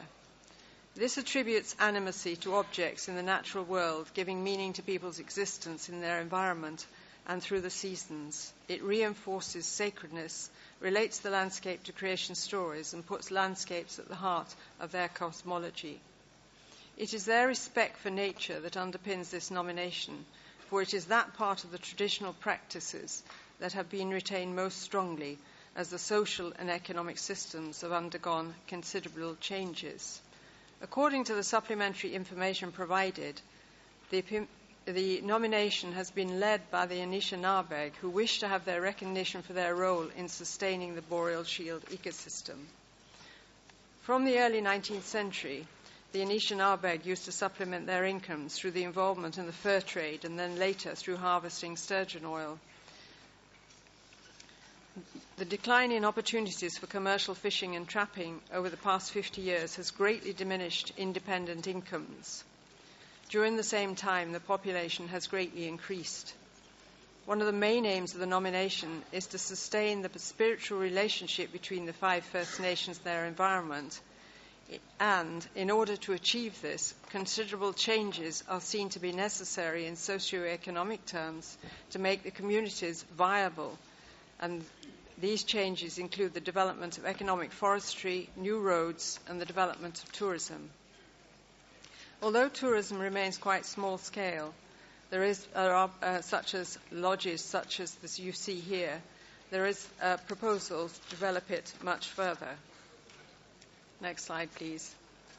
ICOMOS requested further information in order to help clarify the specific focus of this nomination, and in particular whether it was the cultural traditions of the Anishinaabe that were being nominated, or rather the way that their respect for nature supported the conservation of the boreal biome ecosystem in relation to the application of criteria. The response from the state party was clear. What is being nominated is not the cultural traditions of the Anishinaabe per se, but rather for the way the First Nations are custodians of the natural values of the boreal biome, which in turn is being nominated under cultural criteria. In order to satisfy cultural criteria, ICOMOS suggests that what needs to be considered is how the interaction between people and their natural environment over time might be considered exceptional. However, in the supplementary information provided, ICOMOS understands that the First Nations do not wish to see their property as being exceptional, as they would prefer not to distinguish their cultural interactions with their landscape from those of other communities. It is here we have a dilemma for which ICOMOS considers that further discussions are needed. ICOMOS is aware of the indissoluble link between people and nature, which is at the heart of this culture, and is sustained by persistent oral traditions and beliefs. But how can these be recognized by the World Heritage Convention? ICOMOS considers that there appears to be some lack of clarity as to how the criteria might be satisfied in relation to the notion of outstanding and exceptional, and how a property defined around the relationship between 5 First Nations and their land might be seen to have universal value within the context of similar landscapes in North America associated with the boreal biome. We reiterate that we consider further discussions are needed, perhaps through some sort of upstream process, to discuss the way this property might be defined, protected, and managed with respect to cultural criteria as a way of exploring how it could justify outstanding universal value. There are many places around the world with similar issues relating to how indigenous people relate to their landscape, and ICOMOS would like to have seen this nomination as being an exemplar of how these issues could be resolved. These issues are not uniquely found in Pimatuin Aki. Indeed, they are present in 2 other nominations that are being considered by this committee. They have also been found in a considerable number of nominations that have been presented to the committee over the years. Although the World Heritage Convention is the sole international convention that relates to both culture and nature, the recognition of both aspects in one property still needs, in effect, 2 nominations, each of which is evaluated separately and each of which can be accepted without reference to the other. Although the criteria have been merged, their use has not. And currently there is no way for properties to demonstrate within the current wording of the criteria either that cultural systems are necessary to sustain the OUV of the property, or that nature is imbued with cultural value in a property to a degree that is exceptional. It is for all these reasons that ICOMOS considers that for Pimatuin and Ake, more discussion is needed within some sort of upstream process in order that we can consider all these issues and see how a way forward might be identified.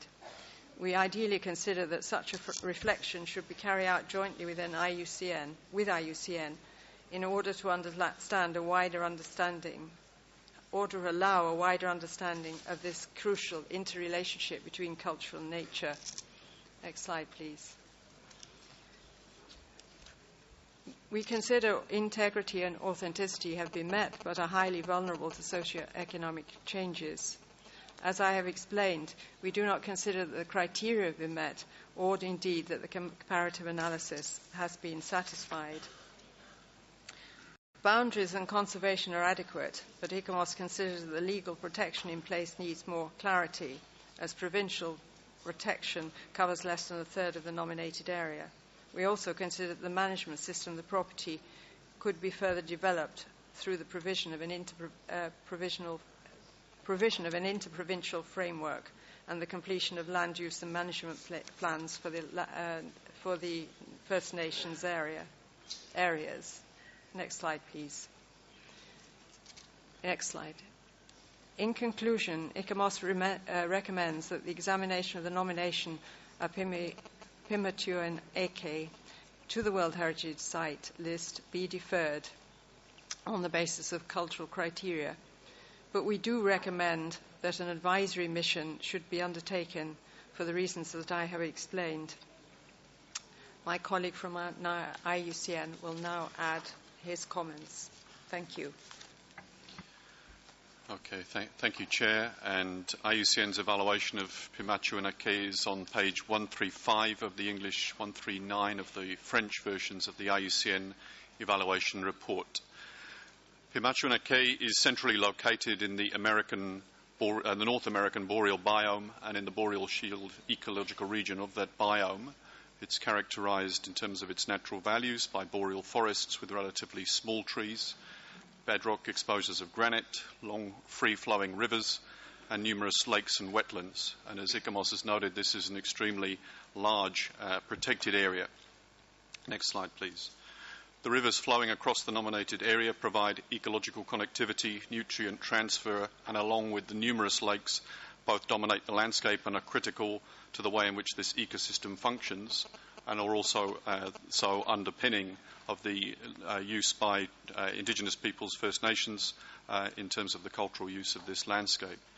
The nominated property contains most of the mammal, bird and amphibian species that are representative of the North American boreal shield, and this is a very large and important protected area within that ecological region. All the elements of IUCN's evaluation process were highly impressed with the exceptional nature of this nomination that was demonstrated by the interaction of First Nations with this area. But this aspect, in the view of IUCN, was related to the application of the cultural criteria as they're currently worded within the Convention, and that was also the approach that was taken in the nomination as submitted. So we consider that that significance is most appropriately evaluated and advised to this committee by ICOMOS, and you've just heard the presentation from ICOMOS in that regard. Conversely, it was IUCN's contention that a situation to apply only the natural criterion would appear to present potentially an inappropriate recognition of the nomination in relation to its community-led nature, and also the central premise of this nomination that traditional use and the long-standing traditional relationship of people with nature was the intrinsic essence of the nomination. Next slide, please.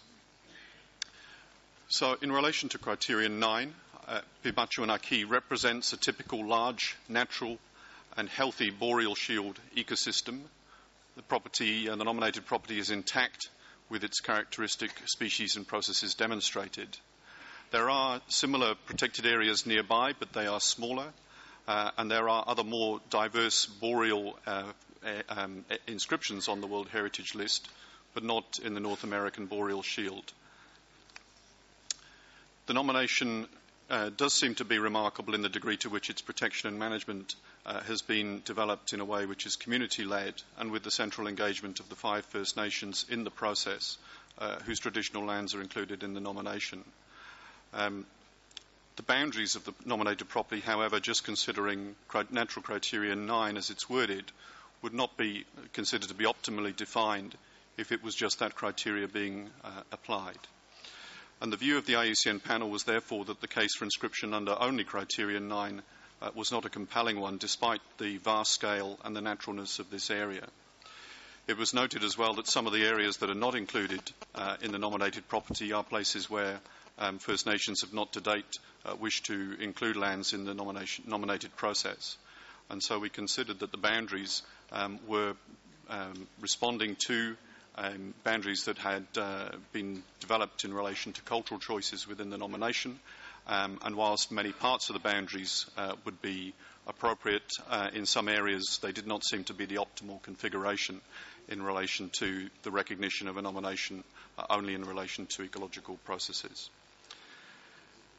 The nominated area, in terms of its protection and management, is mainly government-owned or Crown land, with some small First Nations-owned components near communities and subject to the jurisdiction of the provincial government, as are the 3 protected areas included. The 2 provinces and the 5 First Nation communities have joined together in the Pimachuin Ake Corporation, and it's this corporation that has both prepared the nomination and is proposed to be the management entity. Like ICOMOS, and partly considering the conclusions that ICOMOS had reached in relation to the recommendation for further discussion on the recognition of the tangible and intangible relationships of people with nature, IUCN's panel reached a conclusion to recommend deferral of this property at this session of the World Heritage Committee, due both to the difficulties in establishing a compelling case for the application of Criterion 9 on its own, due to the integrity considerations, notably with the boundary that I've mentioned, but also the consideration that the omission of the recognition of traditional peoples that would result from recommending an inscription only on Criterion 9, together with the need that we consider exists, like ICOMOS, to engage in further dialogue in these issues, might lead to an inappropriate recognition of this property on the World Heritage List in relation to its essential proposal in the nominated document. I'd like to just note on behalf of IUCN that the last 20 years since the World Heritage criteria were revised and the interaction between people and nature was removed from what was previously Criterion 9 have seen a growing recognition that governance of protected areas by Indigenous Indigenous peoples and communities, the nature of Indigenous and community conserved areas, has been recognised as an entirely valid and appropriate form of protected area governance. And we would like to express our appreciation for the commitment that's been made by First Nations with this nomination. And as an organisation, we're troubled that the evaluation process and the degree to which the World Heritage criteria are evaluated separately appear to present procedural issues in relation to considering nominations where it is the central relationship of people with nature and of culture and nature, which is the key point that is put forward. And like ICOMOS, we consider that is a matter which needs both further reflection and some amendment to the process by which we consider such nominations in the future. In summary, Mr. Chair, IUCN's recommendation is that the committee defer the examination of the nomination of Pimachuin Ake for the reasons that I've just explained. And the draft decision as proposed is in page 19 of the English and page 20 of the French versions of Working Document 8B. Thank you, Mr. Chair.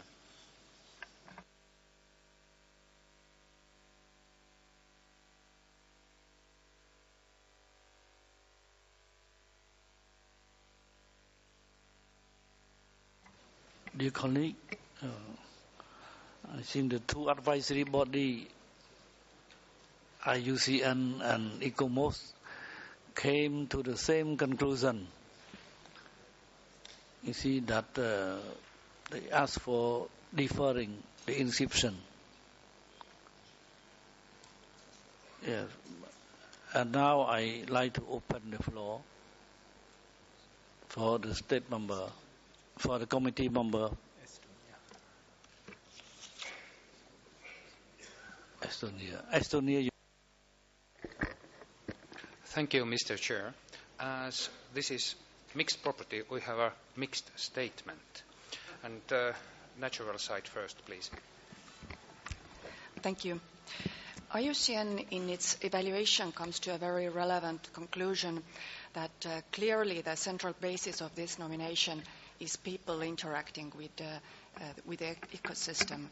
Moreover, this interaction is the main value of it, and this is also one of the bases for proposing it as a mixed property.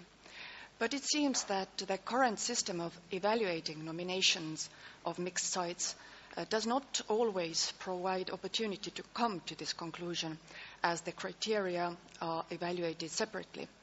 When looking at natural and cultural criteria on their own, both advisory bodies see the potential to meet them, but something remains missing. We would like to suggest that perhaps in case of mixed properties, the conclusion should be worded by two advisory bodies jointly, as doing it separately, it may not always give quite relevant results. Also, recent debate about the extension showed that it's extremely difficult to merge two totally different draft decisions together. Thank you. The ICOMOS evaluations are always very comprehensive and very professional, but still rather different.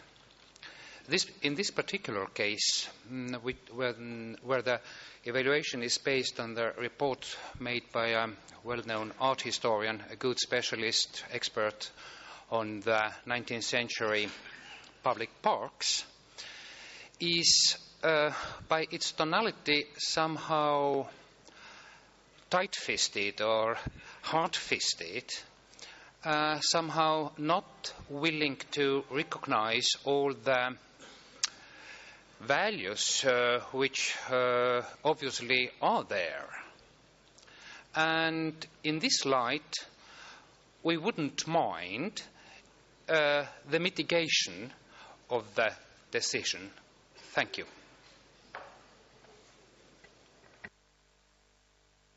Call on Germany, please. Thank you, Mr. Chair. We first congratulate the State Party having brought forward this nomination by First Nations, which represent an important site in the boreal biome and an exemplary case for nature-culture linkages.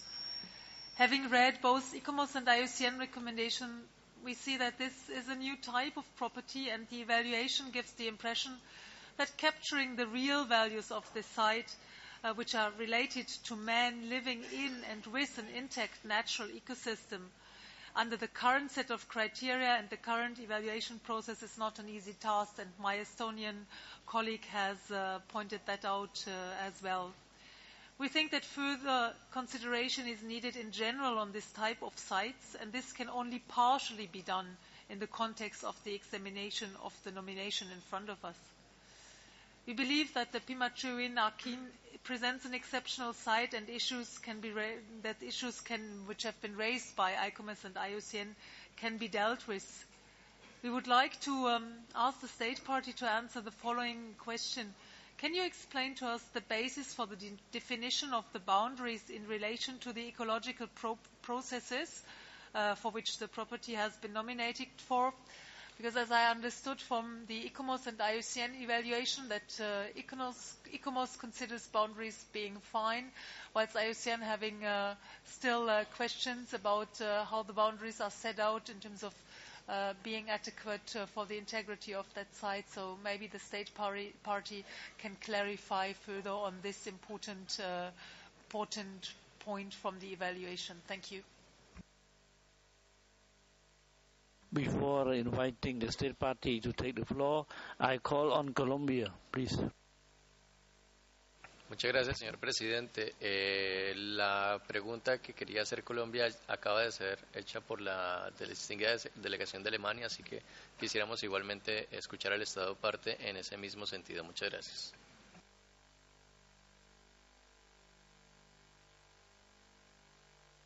Also, please.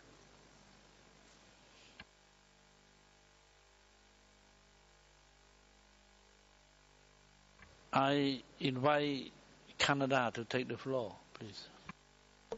Thank you, Mr. Chairman. Gordon Jones, who is the project manager for Pimachuin Aki, will be answering the question. Thank you, Chair. As has been noted, the boundaries of the nomination consist of planning areas, community planning areas, or Indigenous community conserved areas of 5 Anishinaabe First Nations, as well as 2 provincial parks and a conservation reserve. Now, these community planning areas conform to traditional harvesting areas that in many cases follow the natural boundaries of watersheds. the provincial parks and the conservation reserve that are part of this nominated area were in existence at the time that the project was initiated. Now, the final boundaries of the nominated area were the outcome of planning decisions made within each First Nation's respective planning area, and the collaboration of the Pimatuanaki partners, the First Nations, provincial governments, and experts throughout the process of nomination development. The First Nations communities, through their planning, have allocated the majority of their lands to protection. And these protected lands, together with the aforementioned Parks and Conservation Reserve, comprise the Pimatuanaki nominated area. It is an area of 3,400,000 square hectares in size. It is an area 3 times larger than the 10,000 kilometers squared minimum size generally needed to support large area boreal ecological processes. It is approximately the size of Belgium. The eastern boundaries in the Pikangikum First Nation planning area included remote lake country and cultural waterways that are the major river corridors and connected wetlands. And these areas were created through one of the land use planning processes, the White Feather Forest Land Use Strategy, called Keeping the Land in Appendix J. So this strategy identified both protected areas and lands for potential community-led sustainable forestry. But it's important to note that this broad strategy requires the protection of ecological integrity, the maintenance of natural patterns, processes, biodiversity, and abundance throughout the planning area. And it describes a goal to maintain pure, free-flowing waterways and intact watersheds. All lands that buffer the nominated area are governed by distinct legal and planning frameworks, each of which ensure that the lands are planned and managed in ways that take account of Pimatuanaki's ecological integrity. The provincial governments have developed a memorandum of understanding for transboundary protection and management of this area. We are confident that the nominated area meets integrity requirements and supports the operation of ecological processes now and into the future.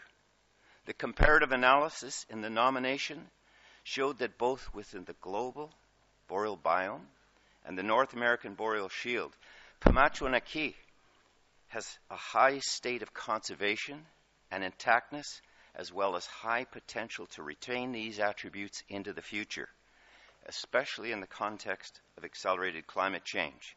In sum, we are certain that the boundaries of this very large area will provide for the operation of ecological processes. Thank you, Chair.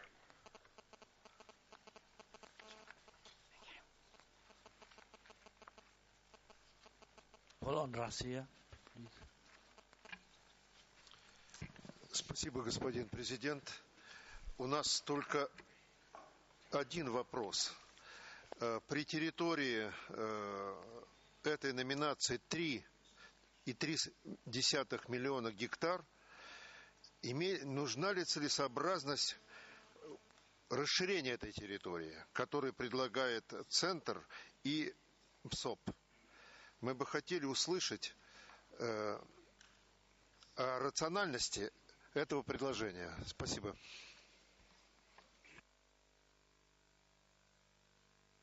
I call on Mexico, please. Gracias, señor presidente. Aquí se pone en evidencia la dificultad que tienen los procesos de evaluación de los órganos consultivos cuando se trata de bienes mixtos, como ya se ha evidenciado en el pasado con otras nominaciones de este tipo. La UICN indicó que sería inadecuado inscribir el bien solo con criterio natural, dado que esta nominación ha sido liderada por la comunidad. Queremos saber cuál es el punto de vista del Estado parte respecto a la posibilidad de inscribir el bien solo bajo un criterio natural. Gracias.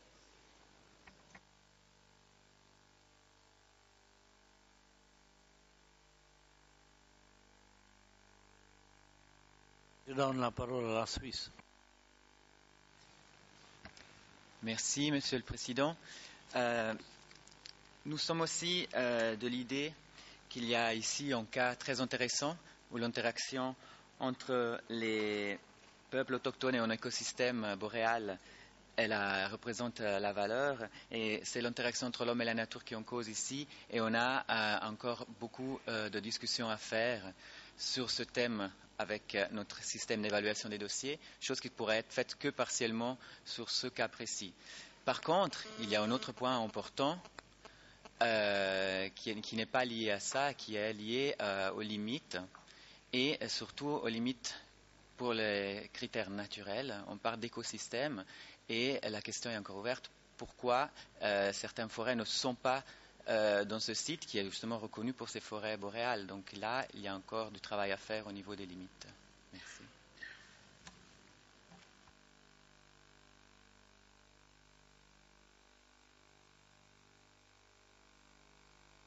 Anne, you have the floor. No. Okay. State party, please. Canada. Thank you, Mr. Chairman. Mr. Ed Hudson, a representative of the Poplar River First Nation, will be answering that question.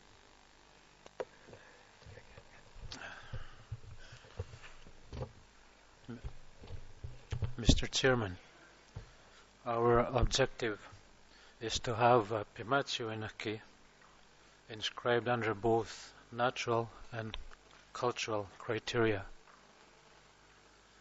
All 5 First Nations, including myself as the representative of Poplar River, considered and expressed support for inscription under Criteria 9 alone at this time, with the understanding that we continue to work towards the achievement of our objective. Mr. Chairman, inscription of Pimachu Inaki on the list at this time is important to us. It will allow us to move forward in our responsibilities while completing the work for inscription under the cultural criteria. Thank you, Mr. Chairman.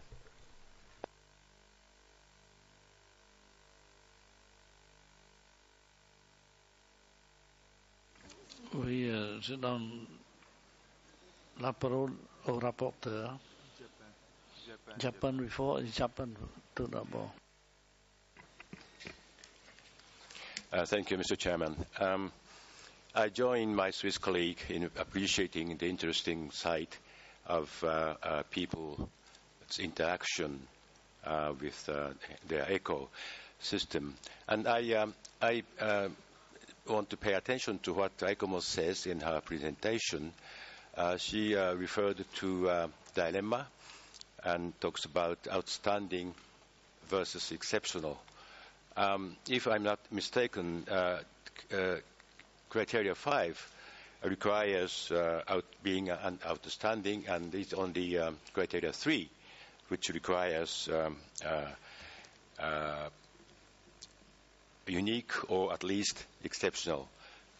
When we deal with the indigenous people, central government has to be very careful, and there's a high level of sensitivity required. So I just want to have a clarification from ICOMOS whether you want to have exceptionality as a key factor for establishing OUV under category criteria 5, in spite of the political sensitivity the state party is facing in doing so. Thank you. Merci, le Japon. I call on Germany, please. Maybe we can hear ICOMOS first, and then I'll see whether there is still need of putting something forward. Thanks. I think ICOMOS has to reply, please. Thank you, Chair. The words exceptional and outstanding are both used in the Convention and in the operational guidelines under defining outstanding universal value. In item 4 of the Convention, it talks about parts of the heritage because of their exceptional qualities that can be considered to be of outstanding universal value.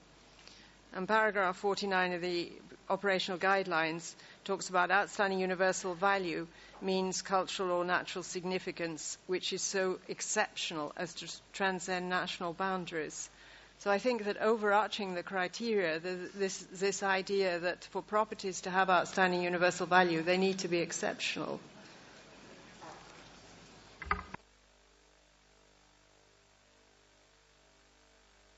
Germany again, please. Thank you, Mr. Chairman. And I'm pleased that we are having this intense discussion on this important property in the committee.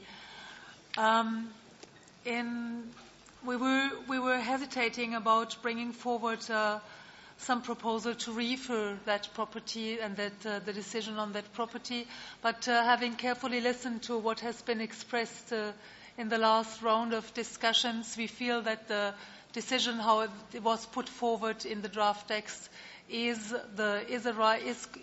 good as it stands. And I hope that with an intense communication process with both ICOMOS and IUCN, the state party will be able to put that site forward in the way that it can be inscribed in the near future. What I have suggested, and I hope the rapporteur will get that text, I have suggested 3 additional paragraphs to that decision, which capture that sort of dilemma, I would call it, the advisory bodies and then states parties are facing when it comes to mixed nominations, and the difficulty to capture sites like this one in the criteria. So there will be 3 paragraphs appearing on the screen which try to capture this manco, let's put it that way, and hope to find a way forward with it. And I hope this is a consensus. I feel that this could be a consensus in the committee that we have to go a good way forward on improving evaluation processes on mixed properties. And that I feel a certain sorry for that important site, but I think it's a wise decision to stay with the deferral now and allow for a good communication process and bringing this forward. Thank you very much. Thank you, Germany. La France, vous avez la parole.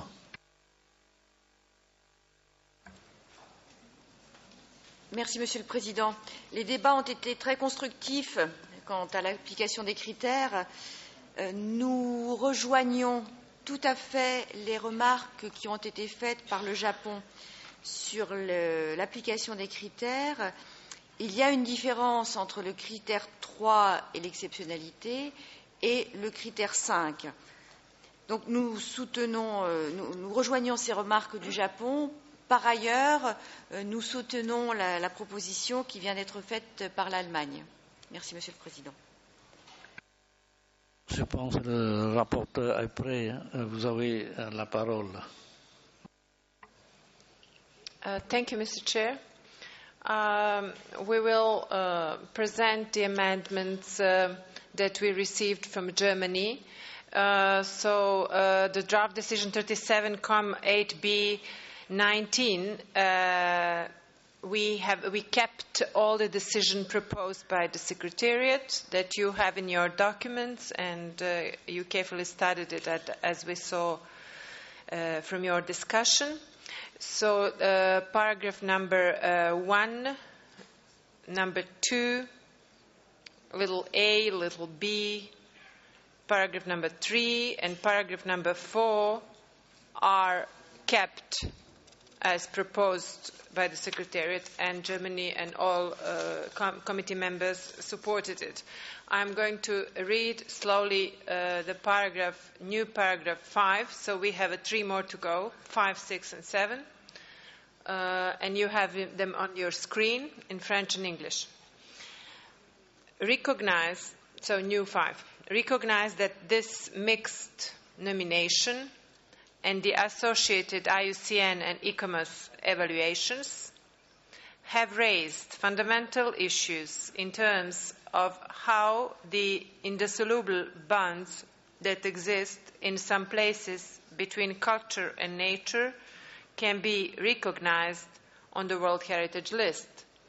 In particular, that the recognition of both the cultural and natural values of one property still needs, in effect, 2 nominations each, of which is evaluated separately, and that there is no way for properties to demonstrate within the current wording of the criteria, either that cultural systems are necessary to sustain the outstanding universal value of nature in a property, or that nature is imbued with cultural value in a property to a degree that is exceptional. It is a long paragraph. Please, you can look at it. We won't leave this paragraph because it's the longest proposed.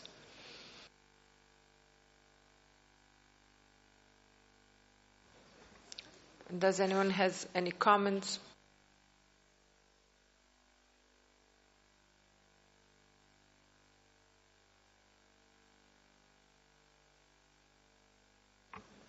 We can proceed.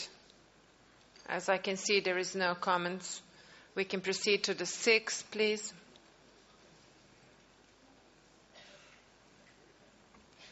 Okay. Merci. Further recognize that maintaining entirely distinct evaluation process for mixed nominations does not allow for adequate opportunities for shared decision-taking processes between the advisory body. Processes is, okay, sorry. My English is not that excellent. 7. Request the World Heritage Center in consultation with the advisory bodies to examine options for changes to the criteria and or advisory body evaluation processes to address the issues raised by nomination and evaluation of mixed sites, and decides to include discussion of this issue on the agenda of its 38th session. Thank you. Please, vous avez la parole.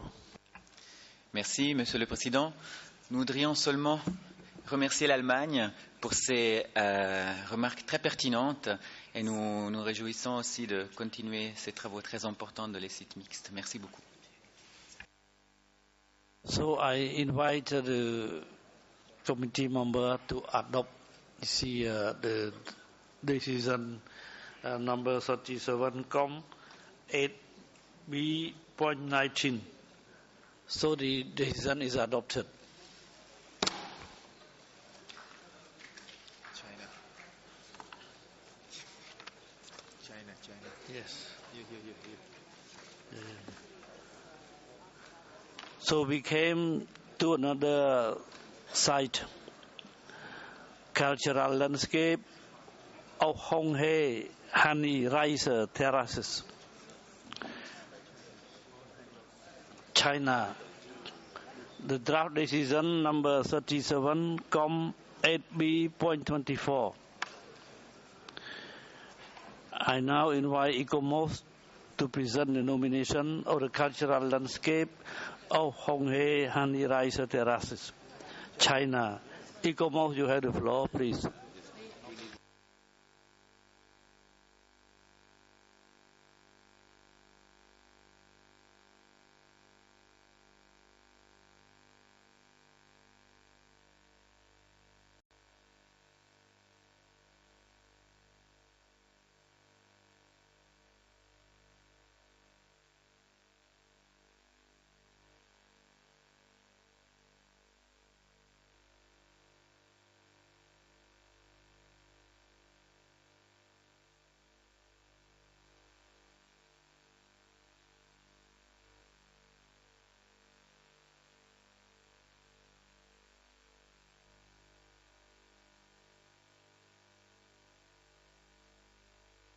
Thank you, Chair.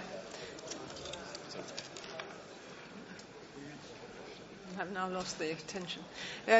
May I present the cultural landscape of the Honghe-Hani rice terraces in China? Next slide, please.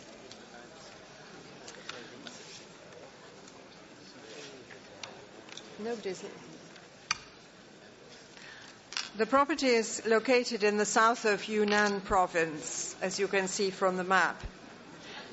The boundary of the property is outlined.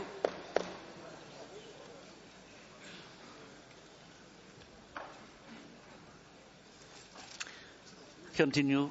The boundary of the property is in red. It encompasses 3 valleys. It's surrounded by a large buffer zone enclosing the whole of the surrounding watersheds. Next slide, please. On the south banks of the Hong River, the Hani rice terraces cascade down the towering slopes of the Ailao Mountains. Carved out of dense forest over the past 1,300 years by the Hani people, who migrated here from further to the northwest, the irrigated terraces support paddy fields overlooking narrow valleys. In some places, there are as many as 3,000 terraces flowing along contours between the valley and the lower edges of the forest. The nominated area displays the most concentrated and best developed terraces in the 3 valleys. The landscapes reflect the complex intermountain water systems that distribute water garnered in the forests throughout the terraces and an integrated farming system for the production of the primary product, red rice. Next slide, please. Underpinning these systems are long-standing traditional social and religious structures based on a duality of approach between the individual and the community. And overall, the terraces are seen as an example of a resilient land management system that optimizes social and environmental resources and demonstrates an extraordinary harmony between people and their environment. In terms of categories of cultural property, this is a site, and it's also been nominated as a cultural landscape. The mountainous terrain of southern Yunnan has an extremely high rainfall and a subtropical valley climate. The property consists of 3 blocks of terraces within 3 river basins. And the characteristics of the blocks differ because of their differing geological characteristics. In one valley, the terraces are quite gentle in slope, and in another valley, extremely steep. In responding to the difficulties and opportunities of this environment of high mountains and narrow valleys crisscrossed by ravines, the Hani people have, over the past 1,300 years, created this extraordinary complex of irrigated terraces that flow around the contours of the mountains. Next. The mountain-top forests are the sources of the water. Clefts in the rock channel the water, and the sandstone beneath the granite mountains traps it and then later releases it as springs. Next slide, please. This is the pattern that you see in all the valleys, with forests at the top, and just beneath the forests, the village settlements, and then below them, the terraces that cascade down the mountains. Next slide, please. The terraces are cut out of the black clay. There are no facing structures. Next slide, please. And this is an example of the complex system of channels that has been developed to spread water around the terraces from wells and springs. The forest still covers some 50% of the land. Next slide, please. The forests are the lifebloods of the terraces because they capture and sustain the water that is needed for irrigation. There are 4 types of forests: the ancient water recharge forests, sacred forests, consolidation forests to consolidate the terraces, and then village forests for the provision of timber for building, food, and firewood. Most of these forests have been very well maintained from generation to generation. Only the village forests have suffered, as they were cut in some places in the 1950s to provide extra vegetable grounds. But now a project to replant these forests is underway. Next slide.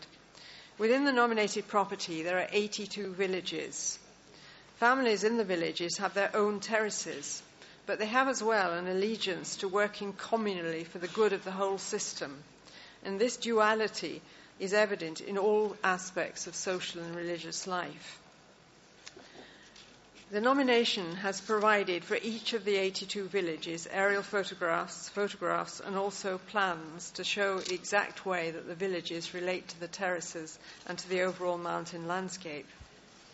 In the centre of each village is an open area with a building in the centre, and these are both used for festivities. Many of the villages have water-powered mills and water-operated tilt hammers for processing the crops. Next one, please. The traditional vernacular buildings have walls built of rammed earth, or adobe bricks, or of earth and stone, under a tall, hipped roof thatched with straw that gives the houses a distinctive mushroom shape. There are 3 stories, and the lowest is for domestic animals. Family live in the centre, and the top floor is used for the storage of grain. Next one, please. In one village, the houses have been improved internally to provide much better accommodation for their residents while still respecting traditional materials and techniques, and this has now become a demonstration village in this respect. The villages are extremely prominent in the landscape, and in some, new building materials have had a considerable impact on individual buildings, particularly in houses adapted to accommodate tourists. These changes relate to the difficulty of obtaining traditional materials, as well as to the inherent constraints of traditional buildings in terms of their adaptability. To address these tensions, local government and farmers have reached a consensus on how to respect traditional forms, materials, and planning. Next slide, please. Extensive scholarly research over the past decade has brought out the history of the terraces, dating back to the Tang dynasty, the 7th to the 8th century AD, when records mention terraces being in perfect condition. A dated stone well in one of the villages suggests by the 9th to the 10th century at the latest, the Hani minority had begun to distribute water to villages and terraces by using water distribution stones. Next slide, please. The dominant crop on the terraces is red rice, and this forms the economic basis of the villages. But growing that rice is part of a complex and diverse farming and breeding system that brings in cattle, buffaloes, pigs, ducks, fish, and so on. All of these contribute to land fertility and provide sources of food for people and animals. The growing of rice is thus part of a complex socio-economic farming and breeding system that has sustained the landscape and its village communities for centuries. The essential elements of this wider farming system support the production of the cash crop, which is the organic red rice.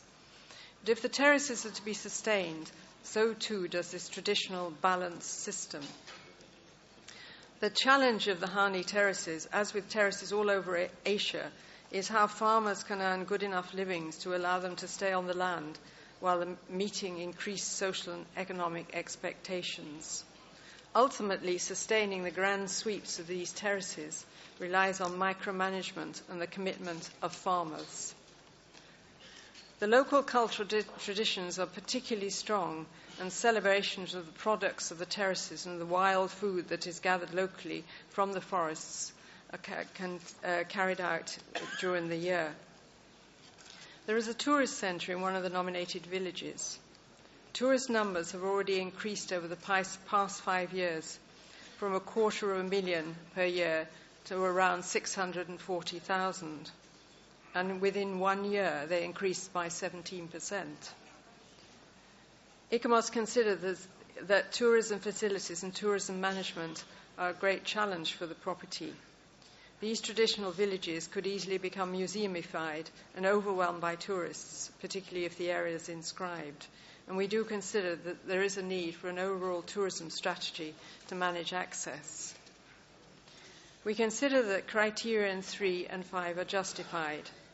We do not consider that criterion 1, which was suggested, is applicable in terms of the deliberate artistic intent being there at the time of the creation of the terraces. nor do we consider criterion 4 can really be said to reflect a specific period in human history.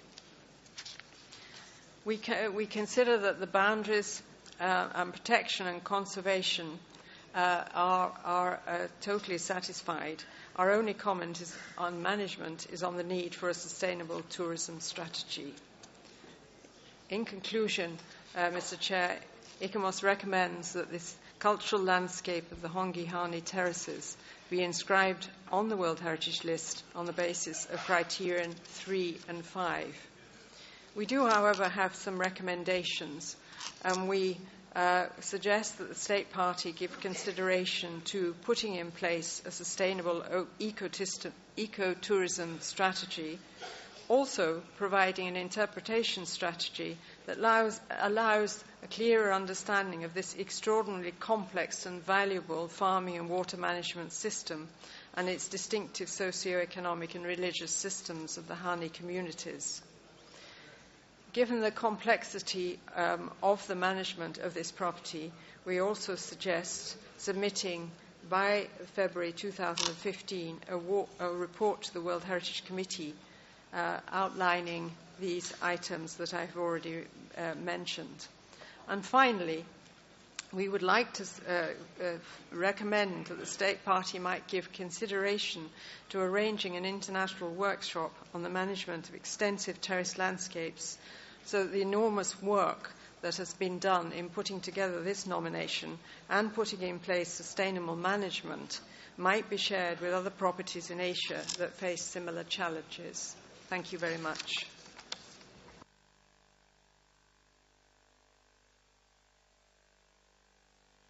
I open the floor for comment.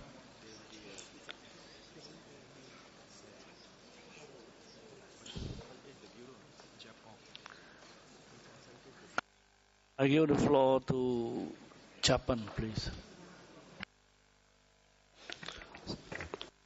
Thank you, Mr. Chair. We'd like to congratulate the State Party and its expert for this extensive work on the preparation of this nomination. We strongly support its inscription. Rice fields are the fundamental living landscapes in a region of the world. And now we have 3 rice terraces from the Philippines, Indonesia, and China, representative rich cultural diversity. Considering the difficulty of managing this type of living landscape, we, Japan, which have the similar landscape, would like to cooperate further for the development of sustainable management and tourism strategies. Thank you.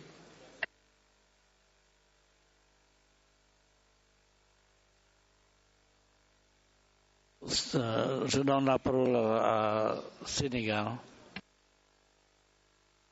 Nous voudrions à notre tour féliciter l'État parti pour vraiment la qualité du travail qui nous a été présenté.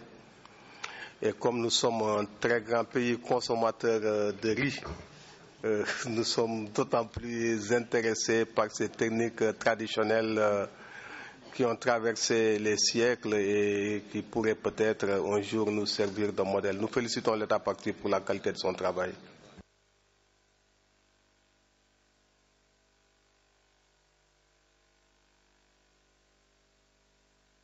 I call on Estonia, please.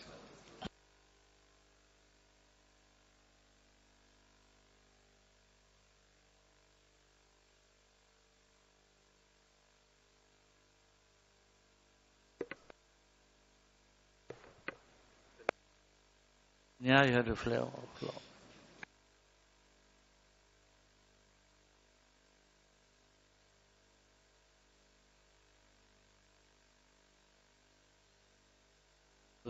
Je donne la parole à la délégation du Cambodge, please. Merci, Monsieur le Président. Ces $, en plus de la maîtrise en symbiose avec les éléments naturels du peuple Hani pour leur vie, depuis plus de 1300 ans. Le Cambodge félicite la Chine et soutient pleinement l'inscription de ce bien sur la liste du patrimoine mondial et appuie les recommandations du point 4. Je vous remercie. Je donne la parole à l'Algérie. Président, l'Algérie félicite la Chine pour la qualité de son dossier d'inscription et accueille très favorablement la proposition d'inscription du site dans la liste du patrimoine mondial. Merci.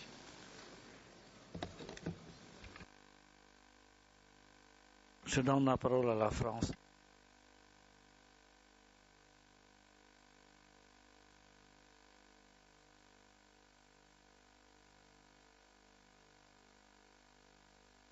La France, vous avez la parole.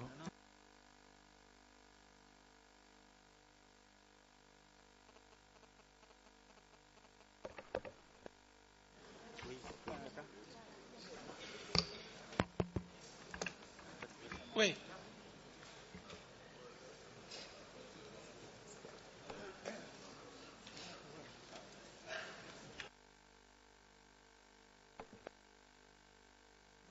Merci, Monsieur le Président. Nous remercions également la délégation cambodgienne pour son hospitalité.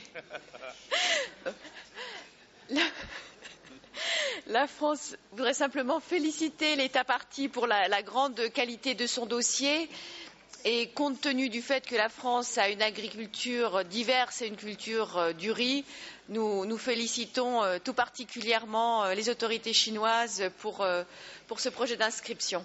Merci, Monsieur le Président. Je donne la parole à la Mali, please. Merci, Monsieur le Président. La délégation malienne félicite l'État partie pour la qualité du dossier et soutient son inscription. You have the floor, Qatar.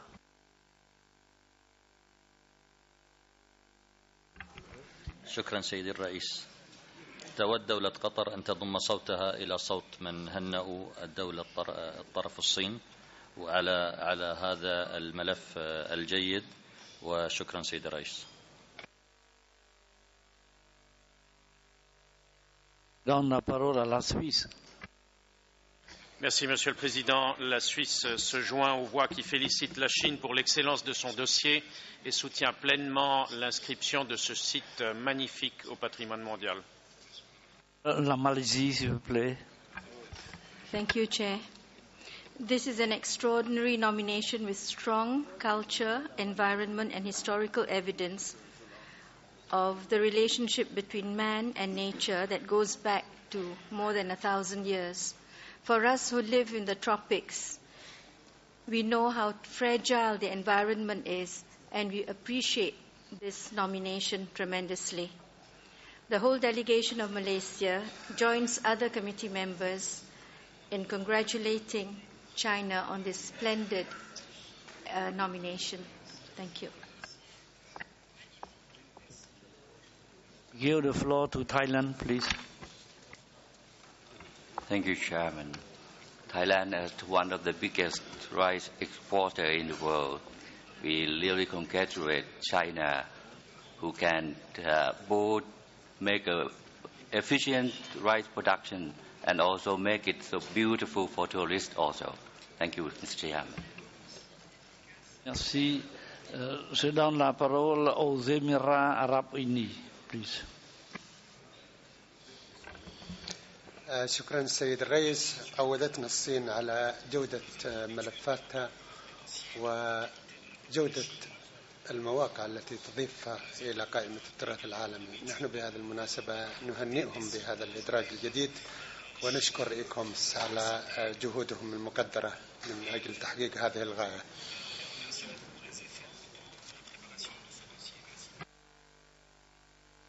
Give the floor to Mexico, please. Gracias, señor presidente. También nosotros quisiéramos tomar la palabra en el mismo sentido para felicitar a China sobre esta magnífica propuesta de paisaje cultural sobre las terrazas arroceras. Y nuestro comentario adicional iría en el sentido de apoyar lo que el ICOMOS recomendó para hacer en el futuro próximo un taller que viera con mayor detalle cómo tienen que ser enfocados a este tipo de estudios. Hemos pasado recientemente en la experiencia filipina, donde las terrazas arroceras de la cordillera estuvieron en la lista en peligro, y el gran esfuerzo que hizo el Estado filipino para recuperar ese saber ancestral, y por lo tanto nos parece que China, con este ejemplo, enriquece de una manera extraordinaria lo que son la enorme variedad de paisajes culturales que ya figuran en la lista de Patrimonio Mundial. Muchas gracias, señor presidente.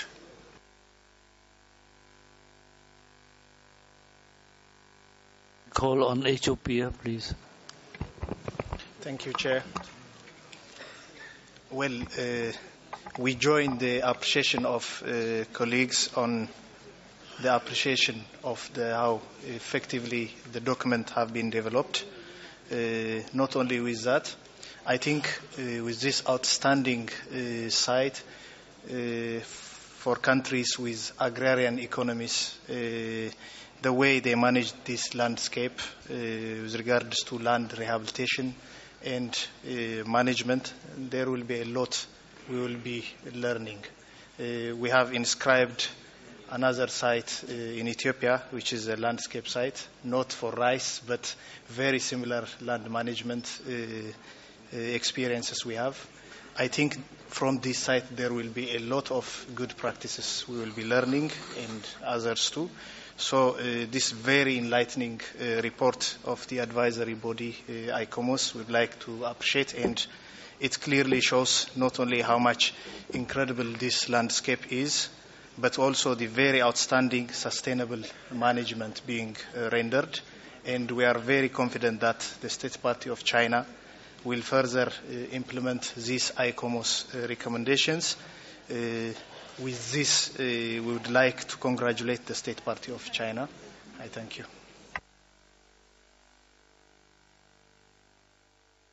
On Germany, please. Thank you, Mr. Chairman.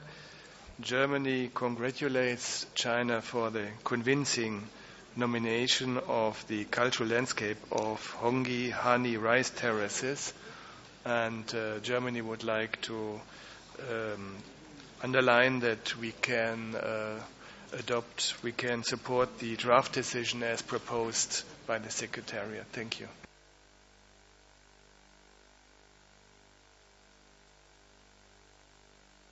I call on Serbia here. Serbia joins the previous speakers in supporting the China nomination and congratulates China.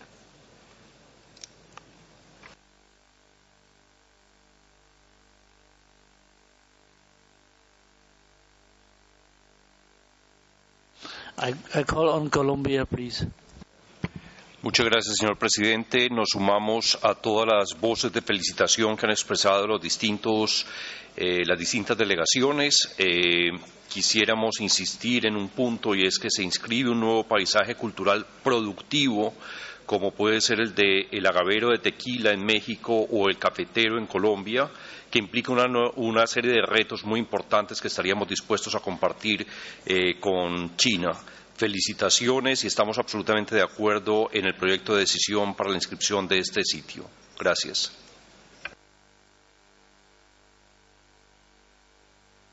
Call on Russia, please. Спасибо, господин президент. Российская Федерация искренне поздравляет Китай с включением удивительной уникальной номинации.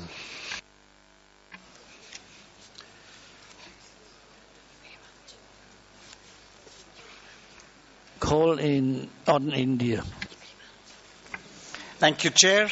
It's with great pleasure that we would like to congratulate the State Party on this unique inscription, joining a growing list of such inscriptions from Colombia and the Philippines, and we hope there will be many more. We are entirely and utterly confident that the People's Republic of China would manage this site in a way that it would become a model for other and future inscriptions. Thank you, Chair.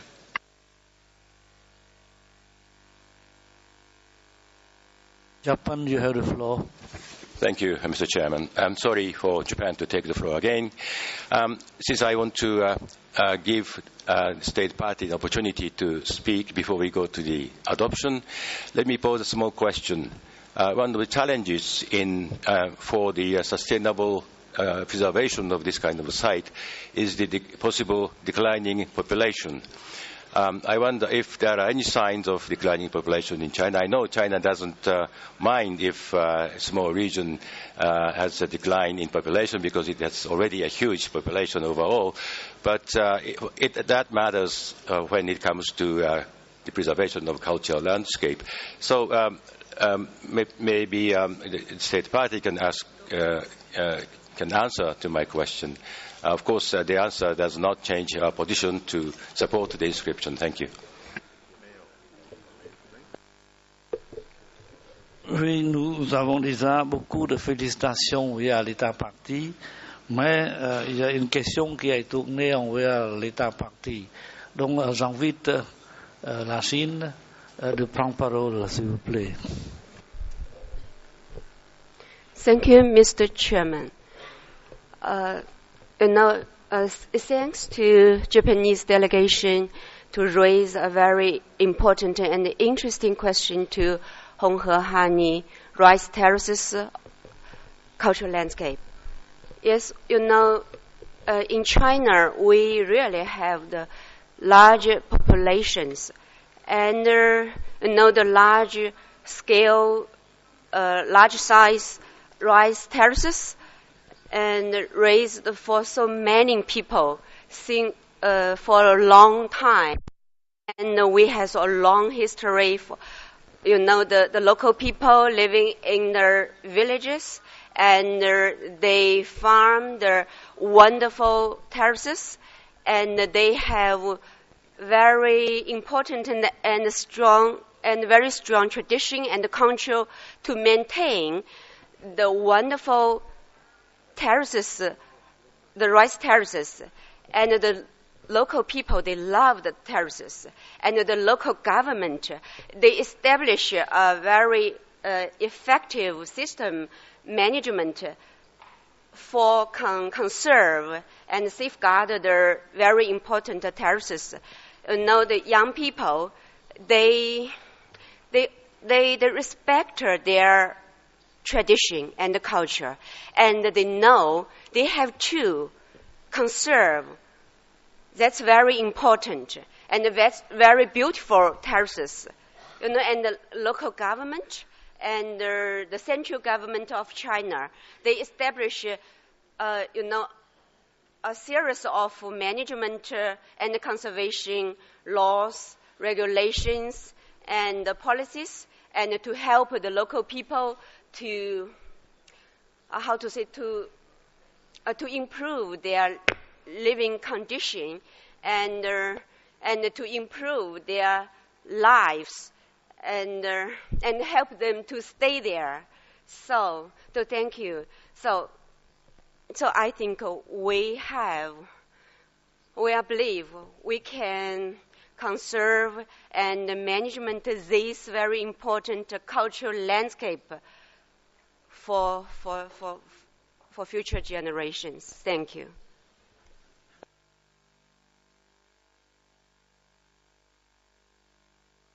I think Japan is happy with the response. So now I invite the committee member to adopt the decision 37.8b.24. So the decision is adopted.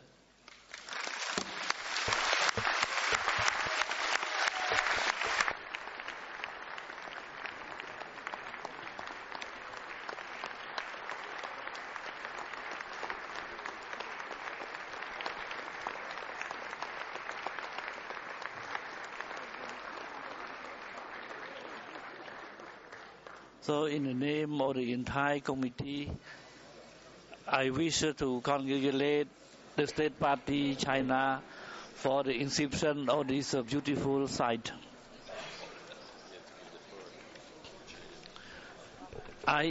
the State Party to take the floor for 2 minutes.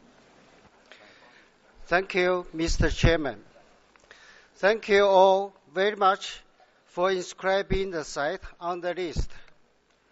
We really appreciate the evaluations of advisory bodies and the comments from the committee members.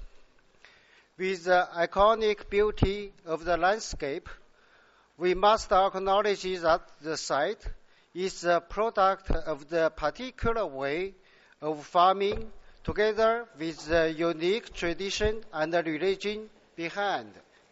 It has been practiced by local people over 1,000 years.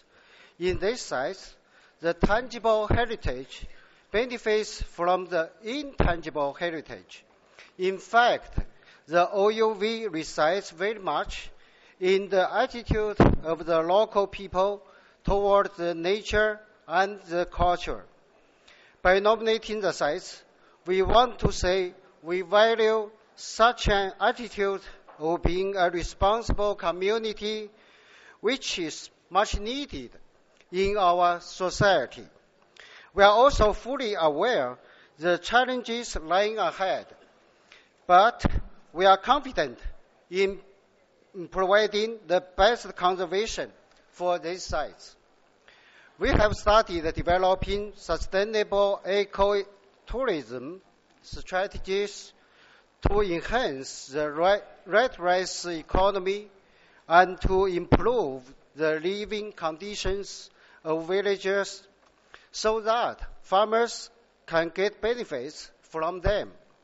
The tourism management strategy is also under preparation to protect the local lifestyle.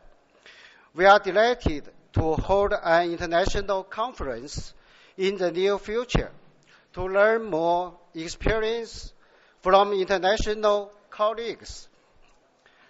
Honey people will take today as their honey day. Welcome to the landscape, honey, with your honey. Thank you, Mr. Chair. The honey people will take you as their honey chair. Thank you.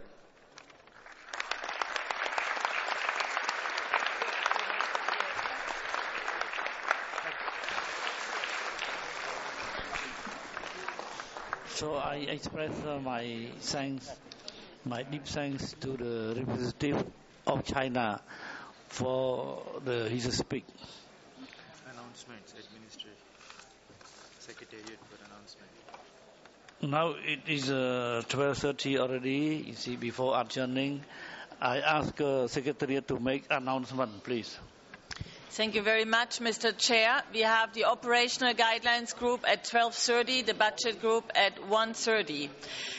There's also a presentation on the Angkor Heritage Management Framework at 1 p.m. in room 1 and 2 on the 4th floor. Now I have very important information for all of those who want to come to Siam Reap and to Angkor. So listen carefully. It's the schedule for transportation from Phnom Penh to Siam Reap and from Siam Reap to Phnom Penh. First of all, those who are going by air, according to your information document, on the chartered flight, the departure is on Thursday, 27th June at 7:15 from the hotels Cambodiana, Phnom Penh, Le Royal, Intercontinental, Sofitel, Phnom Penh, Phuket, Sunway, Plantation, and Naga World. For all of those who are on commercial flights, you follow your own air tickets. For those who go by buses, the departure is 7:30 a.m. from the same hotels I just read out. And for all of those who stay in any other hotels, they must be at the office of the Council of Ministers.